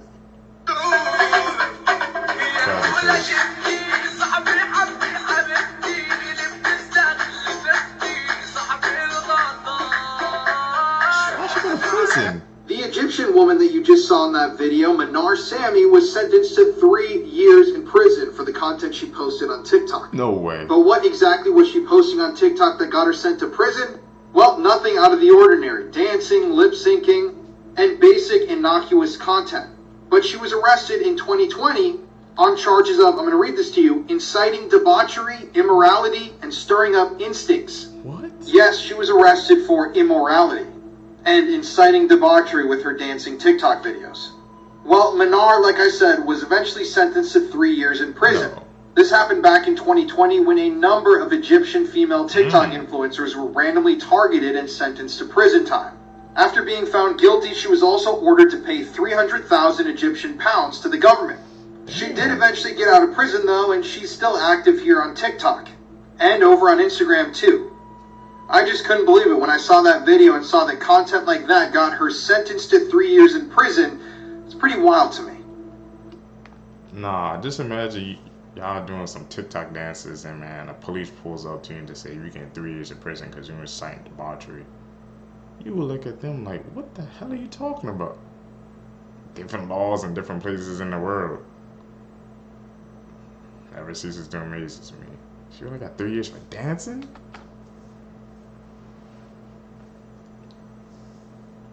Edit. That's one of the most bizarre cases we've heard yet. Which, Shannon, stingrays are pregnant all the time, right? Who cares? Wrong, because this stingray is in a tank of all other female stingrays, and some sharks. So stingrays are one of the few animals able to do parthenogenesis, which is just cloning themselves without fertilization, aka they need a man about as much as a fish needs a bicycle, which is not at all. And as close cousins of stingrays, some sharks like hammerheads and blacktips can parthenogenesis as well. Komodo dragons and zoos have been known to do the multiplying magic trick too. I'm not going to sit here and act like I know everything. I googled the number, and apparently there's over 80 animals that can have an immaculate conception. But that really shouldn't be surprising. There's an animal that only ever uses this because they got the opposite of a sausage party. They got clouder power. Clouder is a name for a group of cats. This is a whip-tailed lizard, and every single one alive is a female. There are no males in existence. Where did they come from? Where they all go? Don't ask me. I honestly don't know. If someone more knowledgeable than me wants to drop the facts, please do. I'll pin you. But yeah, they're all female, and they all use parthenogenesis. But the freaky part is they still got it, like, how am I gonna say this? Alright, basically what I'm afraid Godline's finna do to me, these lesbianist lizards pretend to do to each other, because I guess it triggers ovulation. I don't know, bro. I'm still stuck on the fact all the males got snoot off the senses. But yeah, from lizards to dragons, from pythons to water placemats, some animals can Xerox themselves, the more you know. Damn. Never knew.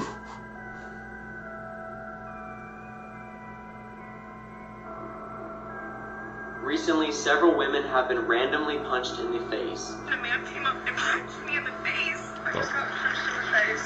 He goes, sorry, and then punches me. Punched me in my head. The injuries range from a black eye to as severe as a broken nose. The man believed to be responsible is 30-year-old Jean Carlos Zarzuela. Police caught and arrested him, but the court utterly failed. He was quickly released from jail without bail, and 9 days later at the Grand Central Terminal in New York, he struck again. According to reports yesterday, he punched an innocent 9-year-old girl, leaving her dizzy and in pain. As of now, he is currently in jail, but if the court failed to keep him locked up and removed the bail, who's to say he's not going to be released again? With that being said, if you are a woman living in New York, please keep an eye out for this man as he's extremely dangerous. Former cop showed up at the school yesterday during dismissal and took the life of his ex-wife, and then he fled. And looking for him, the cops went to his home, and then they found his 17-year-old girlfriend there, whom he got pregnant at 15. She was unalived also. Now, this happened in Washington, and the age of consent in Washington is 16 years old. So he was due in court yesterday to answer to charges of him impregnating her at 15, as well as taking advantage of her friend who spent the night at their home. So the 17-year-old girl had moved in with him, and she had a friend over that was 16 years old.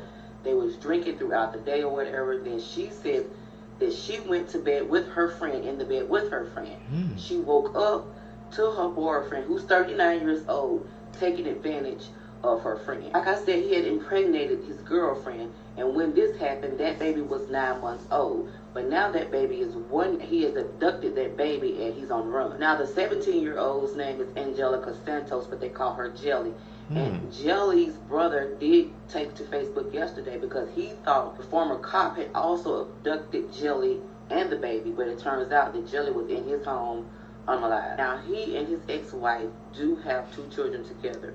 She tried to change the custody arrangement because she felt like he was a threat to her and her children. She said he was emotionally and mentally unstable. He had been harassing her so much throughout their divorce that she had to get a protection order. On top of going through that, he was also dealing with the issue with the 16 and the 17-year-old that he got pregnant when she was 15. Now, I just hope that in them catching him, he don't decide to take his life as well as that baby's life. Crazy ass case.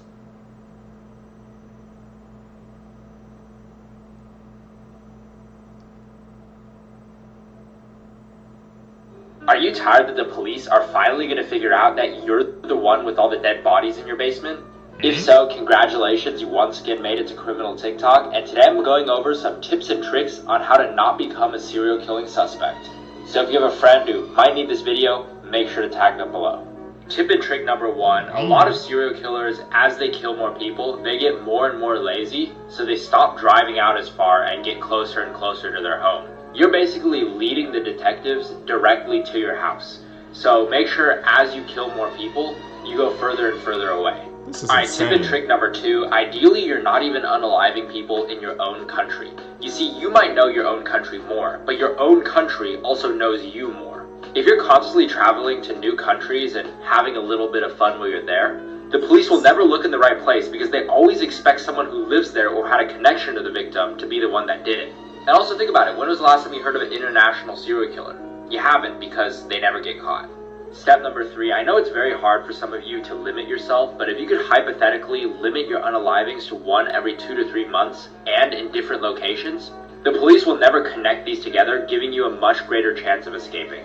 Last but not least, a lot of people get caught because they'll commit a completely separate crime, and the police will investigate them and figure out that they're the ones doing the serial killings. Yeah, just don't be that guy. Thanks for watching, and follow for more tips and tricks. I knew Look into I would his end up TikTok. dead. Those There's were something the chilling there's final something awful words about that. Laura Cowell wrote to her daughter after falling victim to a Match.com scam before mysteriously drowning. The widower had been in a relationship with a man she met on the dating site who went by Frank Borg for over a year when her body was found in a river nearly 4 hours from her home. Before her death, Borg had scammed her out of $1.5 million. What? Her car was found 50 miles from her body, and her cause of death was determined to be drowning. West Virginia man gets life for killing his daughter and son-in-law over an alleged incestuous relationship. On April 22nd, they found him guilty for 2 counts of first-degree murder. This whole thing happened back in 2022, and he will now serve life behind bars. He needs to serve 30 years before he'll be eligible for parole. Apparently, cops pulled up to the scene with reports of gunshots. That's when Carl Cox behind me said he had to wrestle the gun out of her boyfriend's hand to shoot him. However, his story was not adding up. Both of them were lying in bed, and it looks like they had been shot while they were lying down. They also found a few bullets that penetrated through the mattress. So Carl Cox's story behind me was just not adding up. There was also no signs of struggle. So he was trying to frame this entire incident. And of course, a good old surveillance camera caught him walking towards the bedroom with a gun in hand. And he kept lying in court. But he messed up when he told a fellow inmate that he killed both of those people, his daughter and his son-in-law. I'm not sure what his game plan is here. He was lying to the court but telling others what he actually did. But here's where things make sense and get really, really disgusting. One of his children came forward saying that he was having an incestuous relationship with his daughter that he shot. So I guess he got jealous that she had a boyfriend or husband and then went and killed them both. Now that is absolutely disgusting, and that makes a lot of sense with this story. Let me know what you guys think about this case in the comment section below, and as always, these videos are for informational purposes only. Crazy. The things people will do. I get freaking when they get jealous. But that was just a disturbing relationship in itself. This is the creepiest unsolved mystery because this man is still out there. Like, they never caught him. The media called him Mr. Cruel, and he was a predator from 1987 to 1991 in Australia. This literally looks like a creepypasta, but I swear it's not. He had 4 attacks, and they were similar. He was either abducting children or abusing them. He'd stalk his victims for months to plan out his attacks. Like, listen to this. So all of these pictures are like real police sketches of what he supposedly looked like. It just makes it so much creepier. Like, this is his first attack. He was armed with a knife and a handgun. He was wearing his mask. He broke into this house at 4 a.m. and he locked the parents in a closet and tied their young son to the bed, cut the phone cords in the house, and did unspeakable things to the daughter. All very young children. Another attack, he broke into the home with the same weapons, the same description. Also at 5 a.m., like very similar times, he bound and gagged the parents, and then he abducted their daughter. He addressed the daughter, her name is Sharon, by her name. Which is alarming because it's like, how did he know her name? Does he actually know the family? No one knows who this guy is. Maybe this was their neighbor. Similarly, once the family was able to free themselves, they went to the phone and all the phone lines were cut. Next day, they found their daughter walking around with a trash bag. She said that she had been assaulted many times and tortured in unspeakable ways. And he gave her a bath after and clipped her nails and flossed her teeth so there wouldn't be any evidence. Also, this is all for educational purposes, of course. When the last victim was abused and abducted, her family put out a $300,000 reward if she was ever returned. And they involved the police, but she was never found again. They ended up finding her skeleton years later. Like, this guy walking his dog stumbled upon her skeleton, and she had 3 wounds in the head. All of these attacks were very calculated, and there was no evidence. There was literally no evidence. This man was so smart, no one could ever identify him. He thought of everything. And they think that they found evidence, they think they'd have a lead, they question people, and then they'd get thrown off. They narrowed it down to 30,000 suspects, and then they watched them, and they questioned 15,000 of them, and every time they got a lead, they'd get thrown off. So no one ever knows who this man is. He might still be out there, He might be gone by now. Who knows? If you like my content, follow my TikTok, Instagram, and YouTube for more. It really helps when you interact. Also, go check out those other platforms because you know what's going on right now. This is probably one of the most hated people on the internet right now. MrBeast did another competition where ages 1 through 100 compete to win $250,000. During one point of the competition, they spun a wheel, and whatever number it landed on, that was the number of the person that then got to decide the fate of all the rest of the contestants whose number the wheel landed on. Number 43 was in charge, but had number 42 in their ear, basically telling them, just eliminate everybody. Now, before the contestants were eliminated, they had the chance to plead their case on why they should stay. And then it finally lands on number 11, which is an 11-year-old child. You are a kind person. And you are kind enough to not eliminate me.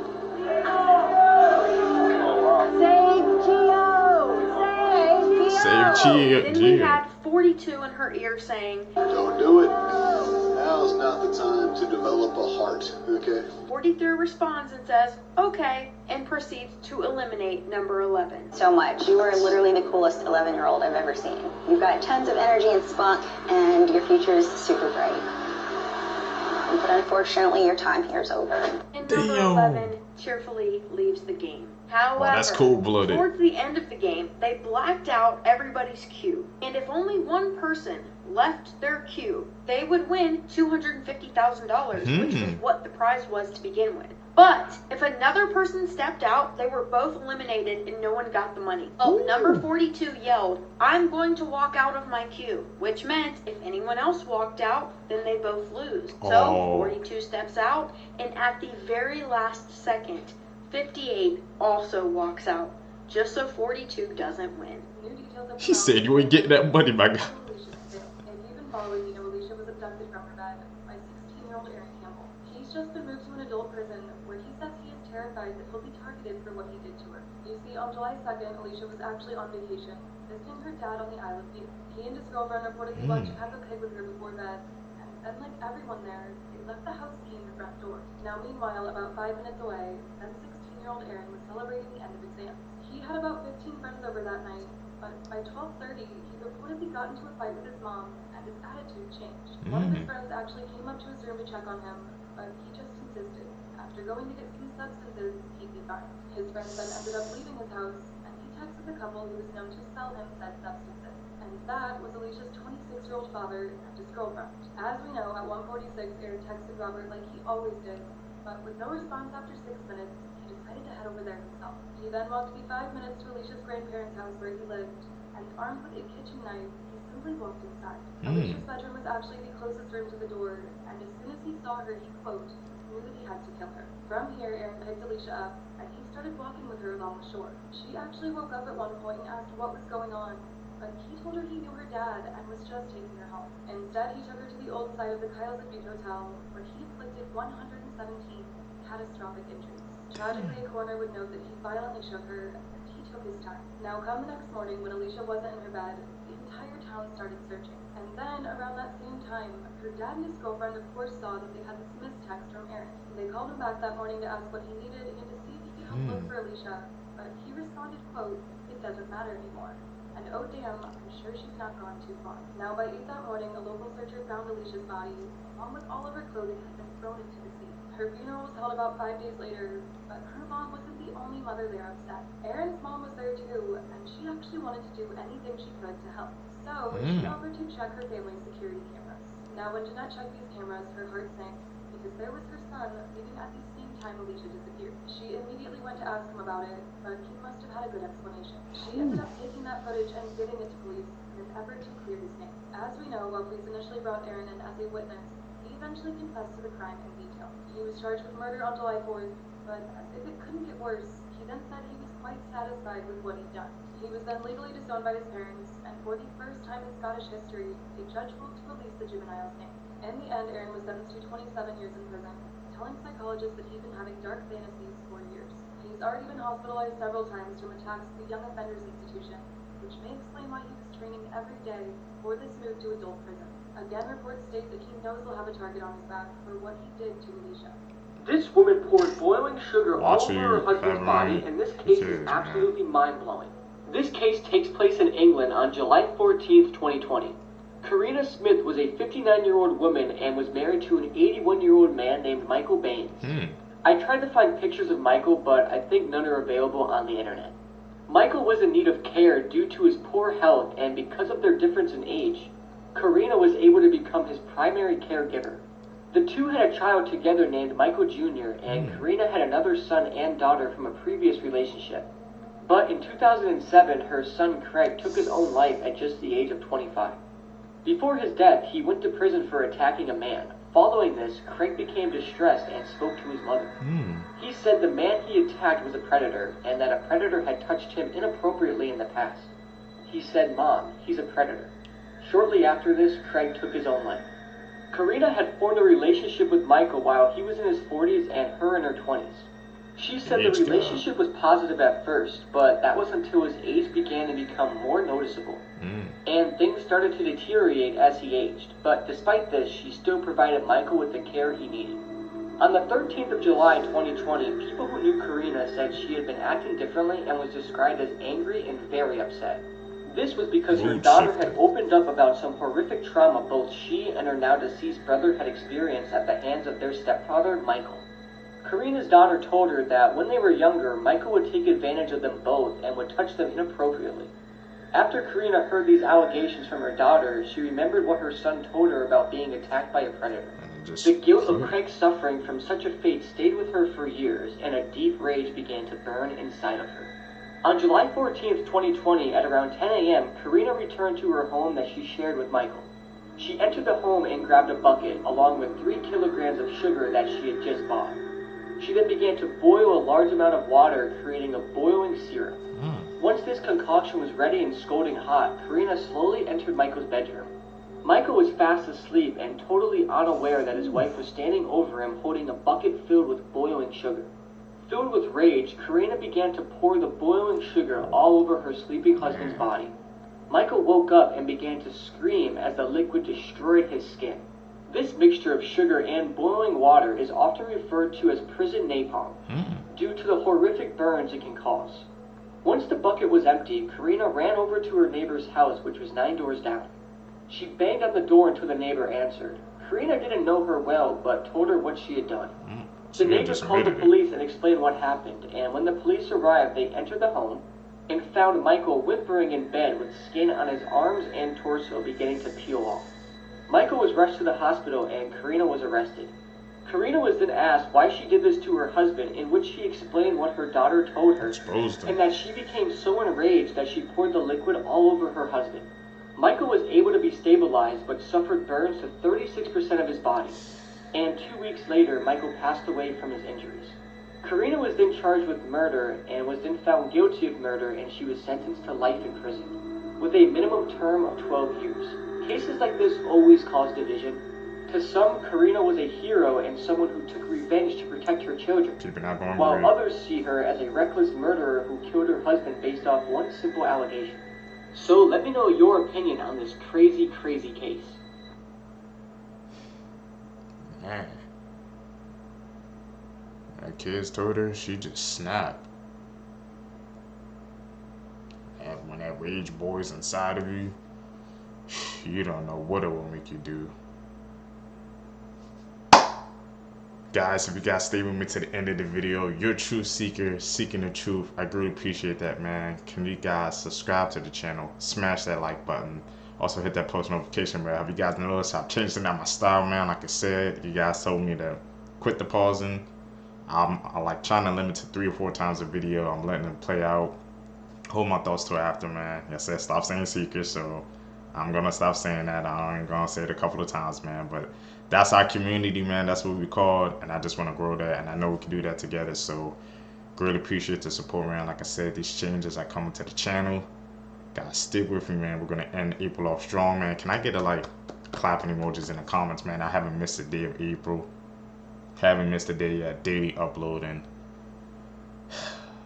Guys gonna catch you in the next one, man. Love seeking the truth with you guys. Peace, YouTube. What's up, seekers? Welcome back to the channel. How you guys doing? Hopefully you guys are doing alright, man. If you guys are brand new to this channel, we break down scary and creepy videos on the net, on the web, from YouTube videos to TikTok videos, IG reels, Facebook, anything weird, usual, and unexplained you can find right here on this channel. Just like I said, when I thank the seekers who's been tapping in with us, man, I greatly appreciate the support. Like I said, make sure you guys subscribe to the channel, hit that post notification bell, hit that like button. That's how the seekers can grow. Once again, I changed the audio settings because you guys haven't seen, you guys can't hear. So, man, like I said, bear with me when I work through these changes, you guys. I'm always trying to improve the channel. So, I changed the audio today. Let me know how it sounds. Let's do what we do best.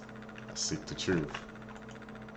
Kiara Musco pretended to be pregnant to try and save a failing relationship, but when she realized she didn't have a real baby to deliver, she turned to desperate measures. Thank you to Lifetime for partnering with me, and here's a quick clip from their movie Stolen Baby, The Murder of Heidi Broussard. I'm pregnant. Say something. Well, you should stay then. What do you mean?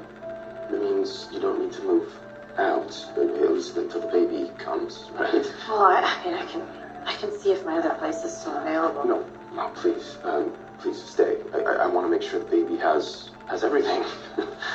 Okay? So you're not mad? Mad? No.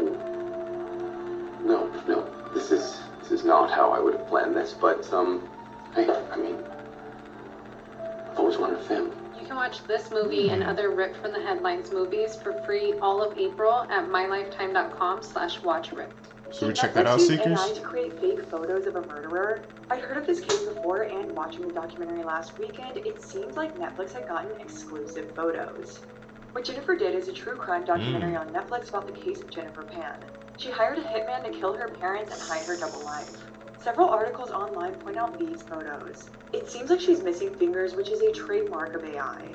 And I also just noticed that in this left photo, her top teeth do not line up with the bottom row. It's like one tooth is behind. And these photos did stick out to me while watching the documentary. I was familiar with the case, but I feel like this was the main photo that you'd see. And a lot of sources online seem to just rely on her interrogation photos in this white t-shirt with a braid. But while watching it, I assumed that they had gotten these photos from a friend. Because they did have interviews with friends of Jennifer's as well as the investigators, and I did think the documentary was good overall. But what's the point of this? I mean, looking at it now, it does look very, airbrushed, to say the least. So, at best, I think the photos were very blurry or poor quality, and they just enhanced them, and that's why they have this overall fake look. Or maybe this is just one of the ways that AI is going to change the media we consume. Personally, I do think it's very odd to create AI for true crime because those two things are just complete opposite ends of the spectrum. But if you look online, there's really not that many photos of Jennifer, but again, Netflix has a lot more resources than I do. I don't know if the story will get big enough to where they have to make a statement on it, but let me know what you guys think in the comments. These are Seekers, was that a fake picture, man? I've been hearing some of that controversy. Yeah, you guys know how AI and technology, it got that advanced where you can just make fake pictures, and it's in a documentary. And like she said, Netflix has way more resources than that, so I don't know why they just fall back on that. Scary time we live in, seekers. Nothing we see is real on the internet. Scary urban legends that were proven to be real, part 1. Up first is the Candy Lady. In the early 1900s, children in an unnamed small town in Texas started to go missing out of nowhere. And every single one of the residents blamed it on the Candy Lady. The story says she would go around leaving candy on kids' windows, and she would eventually lure the children out with notes attached to the candy saying they will get more candy. The story started getting extremely popular when a farmer found rotten teeth in his farm, and also a young boy's dead body with his pockets stuffed with candy. So if you live in Texas, you better watch out for the Candy Lady. The Candy Lady, seekers. Should we look into that?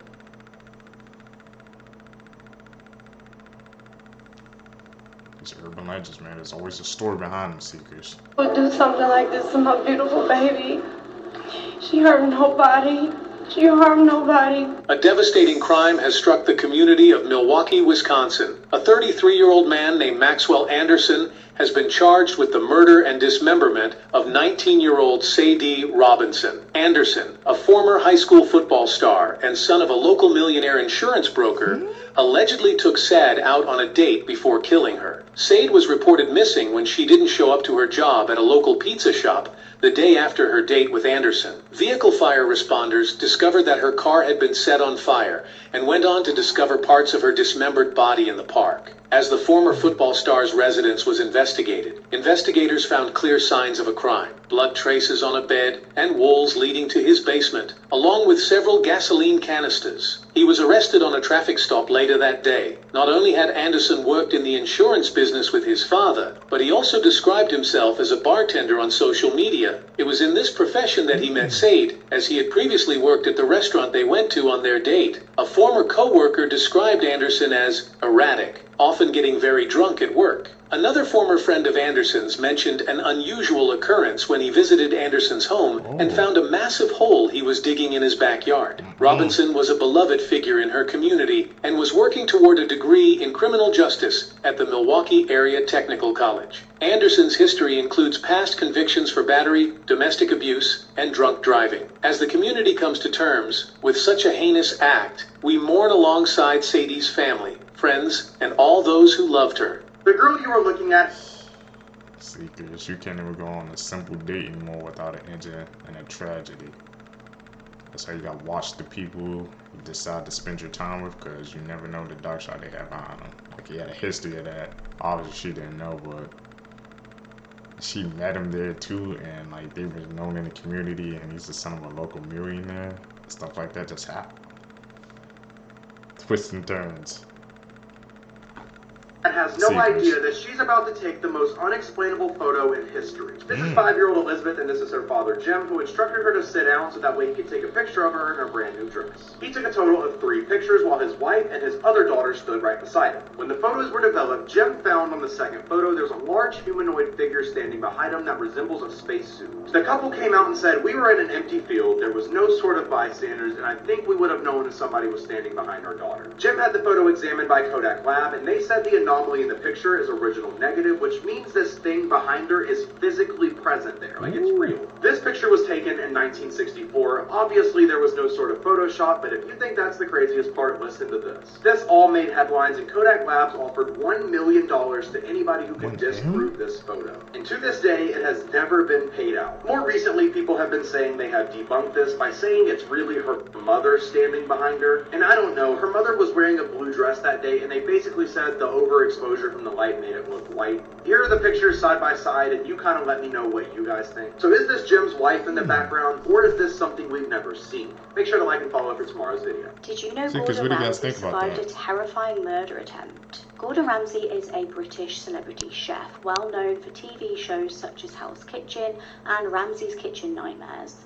He's been given a total of 17 Michelin stars. He's arguably one of the most influential chefs in the world. However, his life was nearly taken in a shocking incident in Costa Rica in 2011. Gordon had been filming for a Channel 4 show called Shark Bait. The show was about the fishing industry, and Gordon and his team were trying to shed light on the cruel practice of shark hunting. Smugglers would cut sharks' fins off and leave them to die, and needless to say, Gordon was really against this. In a terrifying ordeal during the filming of the program, Gordon and the crew were confronted by a gang involved in illegal substances. What? The gang poured a barrel of petrol all over Gordon and his team and threatened their life. They were then held at gunpoint and told that if they didn't stop filming, they would be killed. Local police showed up and advised Gordon and his crew to leave the country. I never knew that, man. Gordon Ramsay, yeah, you know he's one of the most influential chefs in the whole world, Seekers, but to hear that, yeah, he tried to stop some injustice. Proves the type of person he was, man. They had him at gun too, and they just had to leave. It ain't worth it on your life, Seekers. That's the first time I'm hearing about that. I think that would be like in the headlines or something.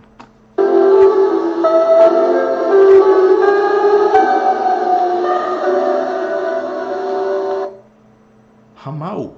A damn skinwalker? We don't do those, Seekers. 150 miles away to celebrate her 18th birthday with her boyfriend. When Cootie returned home after almost 6 days, her baby wasn't waking up, and sadly nothing could be done to save Asaya.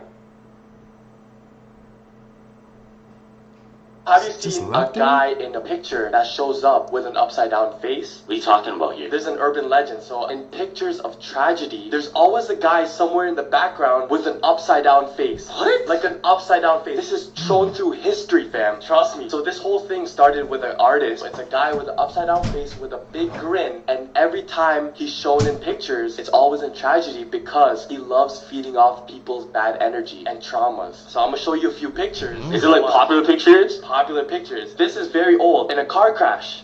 Who do you see? Okay. Wait, what? Next one. A car crash. This is the exact picture. Look. This is a troll. In a New Year's party. What do you see in the background? A guy with an upside down face. What happened at that party? The same party, that night, a guy passed away. Last one. Boom. You see trail tracks, right? Yeah. Look.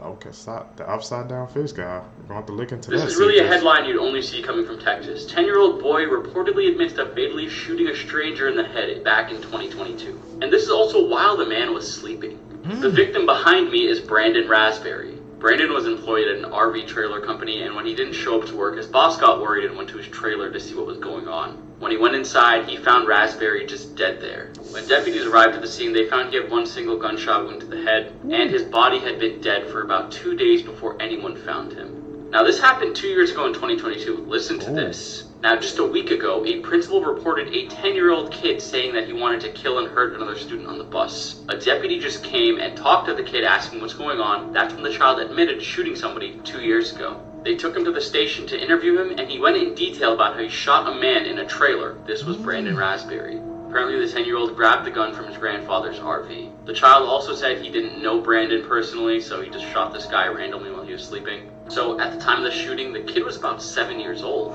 Because of laws, you can't really charge a child until they're 10, so he's being charged for threatening another kid on the school bus, but he can't be charged for this apparently.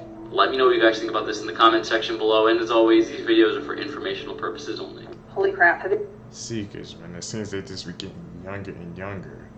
Like, they couldn't even get him for what he did. They had to get him for a completely different charge. But I'm like, he's 7 years old, that damn young? Talking about he wants to hurt somebody? He did it too, man. That's what people, they gotta put up their possessions, because if somebody else gets a hold of it, they can do the unthinkable, Seekers. Y'all seen this story? This is Erica de Souza Nunez from Rio de Janeiro, and earlier this week she rolled her deceased uncle into a local bank in a wheelchair to try to secure a loan.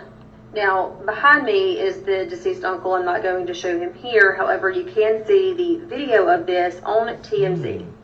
In the video, you can see she's clearly having to hold his head up. She continues to talk to him, asking him if he understands, if he can hear her. At one point, she even attempts to place a pen in his hand so that he can sign this loan for her. Of course, bank authorities knew that something was wrong, so they did call the police. The victim was identified as Paulo Roberto Braga. And they say that he had been dead at least for several hours before she wheeled him into this bank to attempt to get this $3,400 loan. Erica Denise may be charged with theft through fraud, embezzlement, and abuse of a corpse.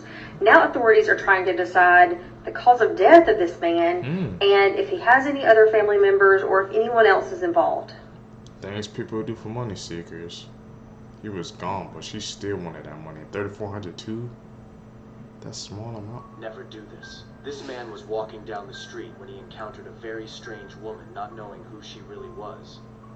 I'll tell you who she is in this video. But first know that I can only protect those who have commented their first name, liked, and favorited the video by clicking on share, and then more. If you see a strange application, it means you are being spied on. This woman is part of a group called Legion of the Dark Veil. It's an organization that includes Kaylee and Kaylee, Brim and Scan, or Buddy as mentioned in my previous video. It's an organization that aims to terrorize our world by taking control through the power of certain demons from the other world. They are increasingly arriving on Earth, and it's chilling. At the moment, they are in what is called the recruitment phase, meaning they are trying to rally as many people as possible to their cause, to form formidable army. And the most terrifying thing about all this is that they can influence the responses of the people they wish to recruit through their gifts from the other world. So if you ever encounter them, be careful, because your choice will not be your own. Alright, I want to talk about the whole Watcher situation and why this is a really dumb, stupid idea. So for those of you who don't know Watcher, it's BuzzFeed Unsolved, but without the BuzzFeed, independent, ran by the same team of people. They've been back on YouTube for about a year or two now, and recently they announced that they're leaving YouTube, which is a bit of a clickbait title. It's not as egregious as people are making it out to be. They are actually going to continue uploading on YouTube. They're just uploading one episode per season of whatever show they're making for free, and then charging a subscription on their own website for you to watch the rest. Now, this is a model that works. Look at Dropout, for example, which we'll get to more in a minute here. But the way they are handling this is the absolute worst way you could possibly do this. Now, Clay, why do you say that? Well, good question. And the reason is expectations.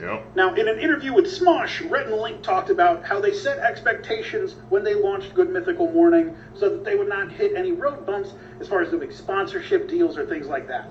Because back in the day, people were not receptive to people having YouTube sponsors at all. If you had an ad break in your own video, people would crucify you. But they made sure that on the first episode of Good Mythical Morning, no matter what, they would take whatever sponsor offered. Because that way, the audience knew, hey, this is a sponsored show. They're going to have sponsors regularly. They can't get mad about it because there's suddenly something different. That's just the expectation from the start. Now, as for Watcher, they've been doing this stuff for free for years now. They have a Patreon, they do sponsorships, they have a whole podcast and everything. They got all of the money trains coming in from YouTube that everyone expects and accepts. Which is why this move is so stupid. They have already set the expectation of this is what you get, and now they're going, actually, give me some money. Give me a little more money, please. But here's the thing. Those expectations wouldn't be in place if they just did this from the beginning. That's why Dropout works and is so successful, because when they rebranded and relaunched everything, they made it very clear what their model was from the very start. Hell, I know people who pay for Dropout. I've thought about paying for Dropout. I did the free trial and I liked it, but you know. But that's why I don't think this is going to work out. The really poor launch of this is what's making this whole thing become an uphill battle for them that I don't think they're going to win. The really poor announcement, the misleading title leading to a bunch of misinformation getting spread, the lack of directly addressing fans at all. Hell, they have, I think it's like 5,700 plus people that already give them money monthly on their Patreon that they did not tell about this at all. Again, not because this model doesn't work, but because they've already missed their opportunity to launch this without creating problems for themselves. I think he was sitting here on the nasty because, man, when they're doing that rebrand, I haven't seen a couple articles about that. Yeah, it's like you're gonna expect people to pay for something that was for free or something, or that they was already paid for on Patreons. It's like, I don't think that's a good freaking business model. It's just gonna, like I said, upset fans and their expectations.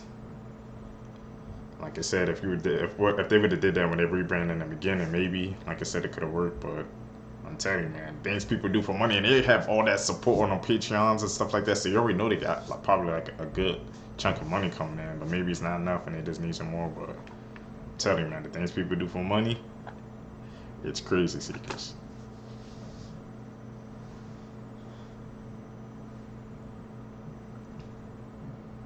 Write them a $100 check for a pack of gum to give you back $98 or whatever. You could go around to like a grocery store, drop me off at the front door, I'd run in, find something real quick, at the line, whatever. Pay for that, they give you back the $98. So you're making almost $100 every trip, where you go around to 10, 15 grocery stores that day. Turn around sometimes on a profitable day, feeling energetic, go around to the next shift and do it again, you know what I mean? And back in those days, they didn't quite catch up with those checks in their systems like they would now. Could take a week. But you could even go back in those days to like Sears, buy a VCR for $150, take it back 2 days later, and they would give you cash back. You give them the receipt. They would call it check cash. I had a buddy who would literally walk right in the door, grab a couple of gallons of paint, turn right around, walk 15 feet to the return desk and say, hey, look, we got the wrong color. I need my money back. Do you have the receipt? He go, I don't have the receipt. They go, okay. okay. They give him cash. Yeah. Obviously, Scotty's didn't make it very long. Yeah. Now it's like, oh, we'll give you a gift card, you know, or we'll put it back on the card, or you don't have the receipt. Oh, no, you get a card. This is the worst thing that ever happened scam in with a halo concert, and seekers. whatever you do, don't look up the video. This is a photograph from a packed out concert, and playing on the stage is the LA-based band called the Great Whites. It's a late evening on February 20th, 2003, and the band is performing at the station in Warwick, Rhode Island. Just after 11 p.m. during the opening song of Great White's set, the band pyrotechnics went off as planned. And very quickly, everything started to go horribly wrong. Almost immediately, the foam on top of the stage and the walls caught fire and the flames erupted all around. The fire spread quickly, way too quickly for anybody to react. Smoke filled the entire venue and the band was able to get out through the stage exits. But this left hundreds of audience members panicking and clambering all over each other in a desperate bid to get fresh air from outside since the whole room was filling with smoke. In the video you see people screaming and being crushed. It's honestly horrific and I don't recommend looking it up. Within 6 minutes of the pyrotechnics going off, the building was in flames. There were 4 exits for the venue, but almost all of the crowd made a break for the main entrance, the one that they all came in from. This resulted in a massive human wall of people falling on top of each other and crushing each other and blocking a lot of people inside with the flames. It would later turn out the venue was overcrowded beyond its legal limit. It had no fixed sprinkler system, and although they had a fire alarm, it wasn't connected to the local fire department. According to survivors, it's one of the most horrifying things they had ever seen. People piling up on each other, crushing anyone who was unlucky enough to be below. Half-burnt human beings being pulled from the flames. It was snowing also, so survivors were rubbing snow onto the burnt survivors. In total, 100 people lost their lives and more than 200 people were injured. Ty Longley, who was the guitarist for Great White, also died. The tour manager who set off the pyrotechnics was charged in the involuntary manslaughter of 100 people and sentenced to 15 years in prison, although he was released early as the victims' families appealed on his behalf. The owners of the venue pleaded no contest and they faced similar jail terms. This photograph shows the band and crowd of people completely unaware of the horrors that are about to happen to all of them. I don't recommend watching the video or looking it up because, as I already said, it really is horrifying. On the morning of See, because I can't believe that the guy who set it up, he was the one who faced the consequences. See, because not the person, the people behind the band setting it up. And like I said, the people, they didn't have that venue. It's the people who had that venue, they should have, I think they should have faced the most consequences. See, because it was packed, they didn't have no sprinklers and stuff like that. And it resulted in a lot of people, man, freaking not being able to come home because people want to cut off, like I said, the details and stuff like that just so they can save some extra money or something. And that venue places, man, gotta be careful, seekers. If something looks sketchy, don't even go. It's not even worth it. June 9th, 2022, an elderly woman named Maya Burma was collecting water from a well in her village of Rapai, which is in eastern India. As she did so, there were all kinds of bystanders, and they watched as this lone Asian elephant comes walking out of the woods. And as soon as it saw Maya, it just charged directly for her, and only her. And it ran her down, knocked her to the ground, it picked her up with its trunk, and then slams her on the ground and began to trample her. And of course, everybody is yelling and screaming, but that's about all they can do because this is an adult elephant. You're not going to fight it off. So they're basically just forced to watch as this thing tramples her into the dirt. And when this elephant felt like it was done, it just turned around and walked right back into the woods without going after anybody else. It just left. But little did anybody know, this elephant was actually not done with Maya by a long shot. But when it left, they went and gathered her up, and they ran her as quickly as they could to the nearest hospital, but by the time they got there, she was pronounced deceased. Now, in this part of India, it's customary to cremate your dead and to do it quickly. So the hospital released her body back to her family and the villagers, who took her back to Rapai, and they built this giant funeral pyre, which is just a pile of sticks and logs, and placed her body on top of it to burn her. And as her family are giving their last rites in their funeral, they see, presumably, this same elephant come out of the woods again. And they all scatter, thinking that this thing is going to come back and hurt somebody else. But it's not coming after anybody else. It's coming after Maya again.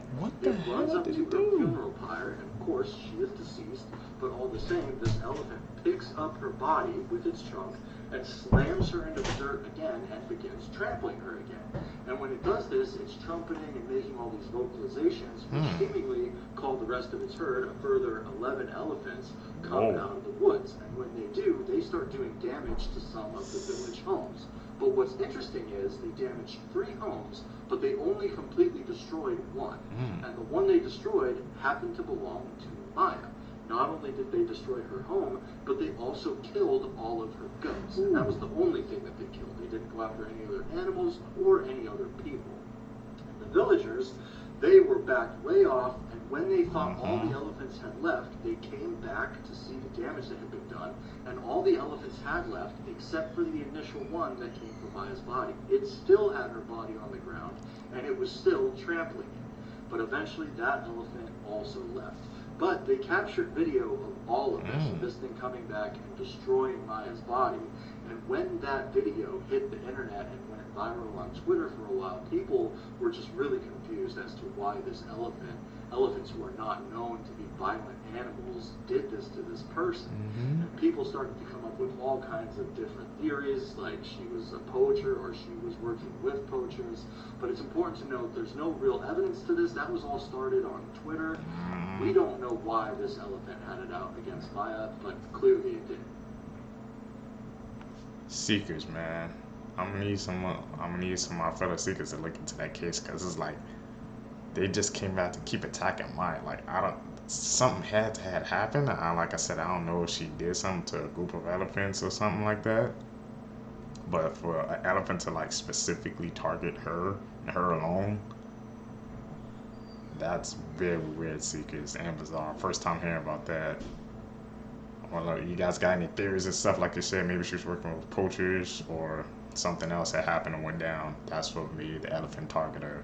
He even called his herd, and they just destroyed the village. But like you said, they only destroyed her home completely out of everybody. So there can't be a coincidence. This like is lining up too many times, seekers. Guys, that's it, seekers, man, for this video for you guys today, man. Once again, tell me in the comment section down below, guys, that you guys like the audio change, because like I said, I switched it up. You guys been saying the volume is low, man. I'm trying to make the channel the best for you guys, the best quality. So I really appreciate the support, man. We're gonna keep going. We're gonna keep grinding. May is gonna be a good month, bro, but we're gonna continue on focusing on April, closing out this month strong. Guys, gonna catch you in the next one. I'm out. Peace, seekers.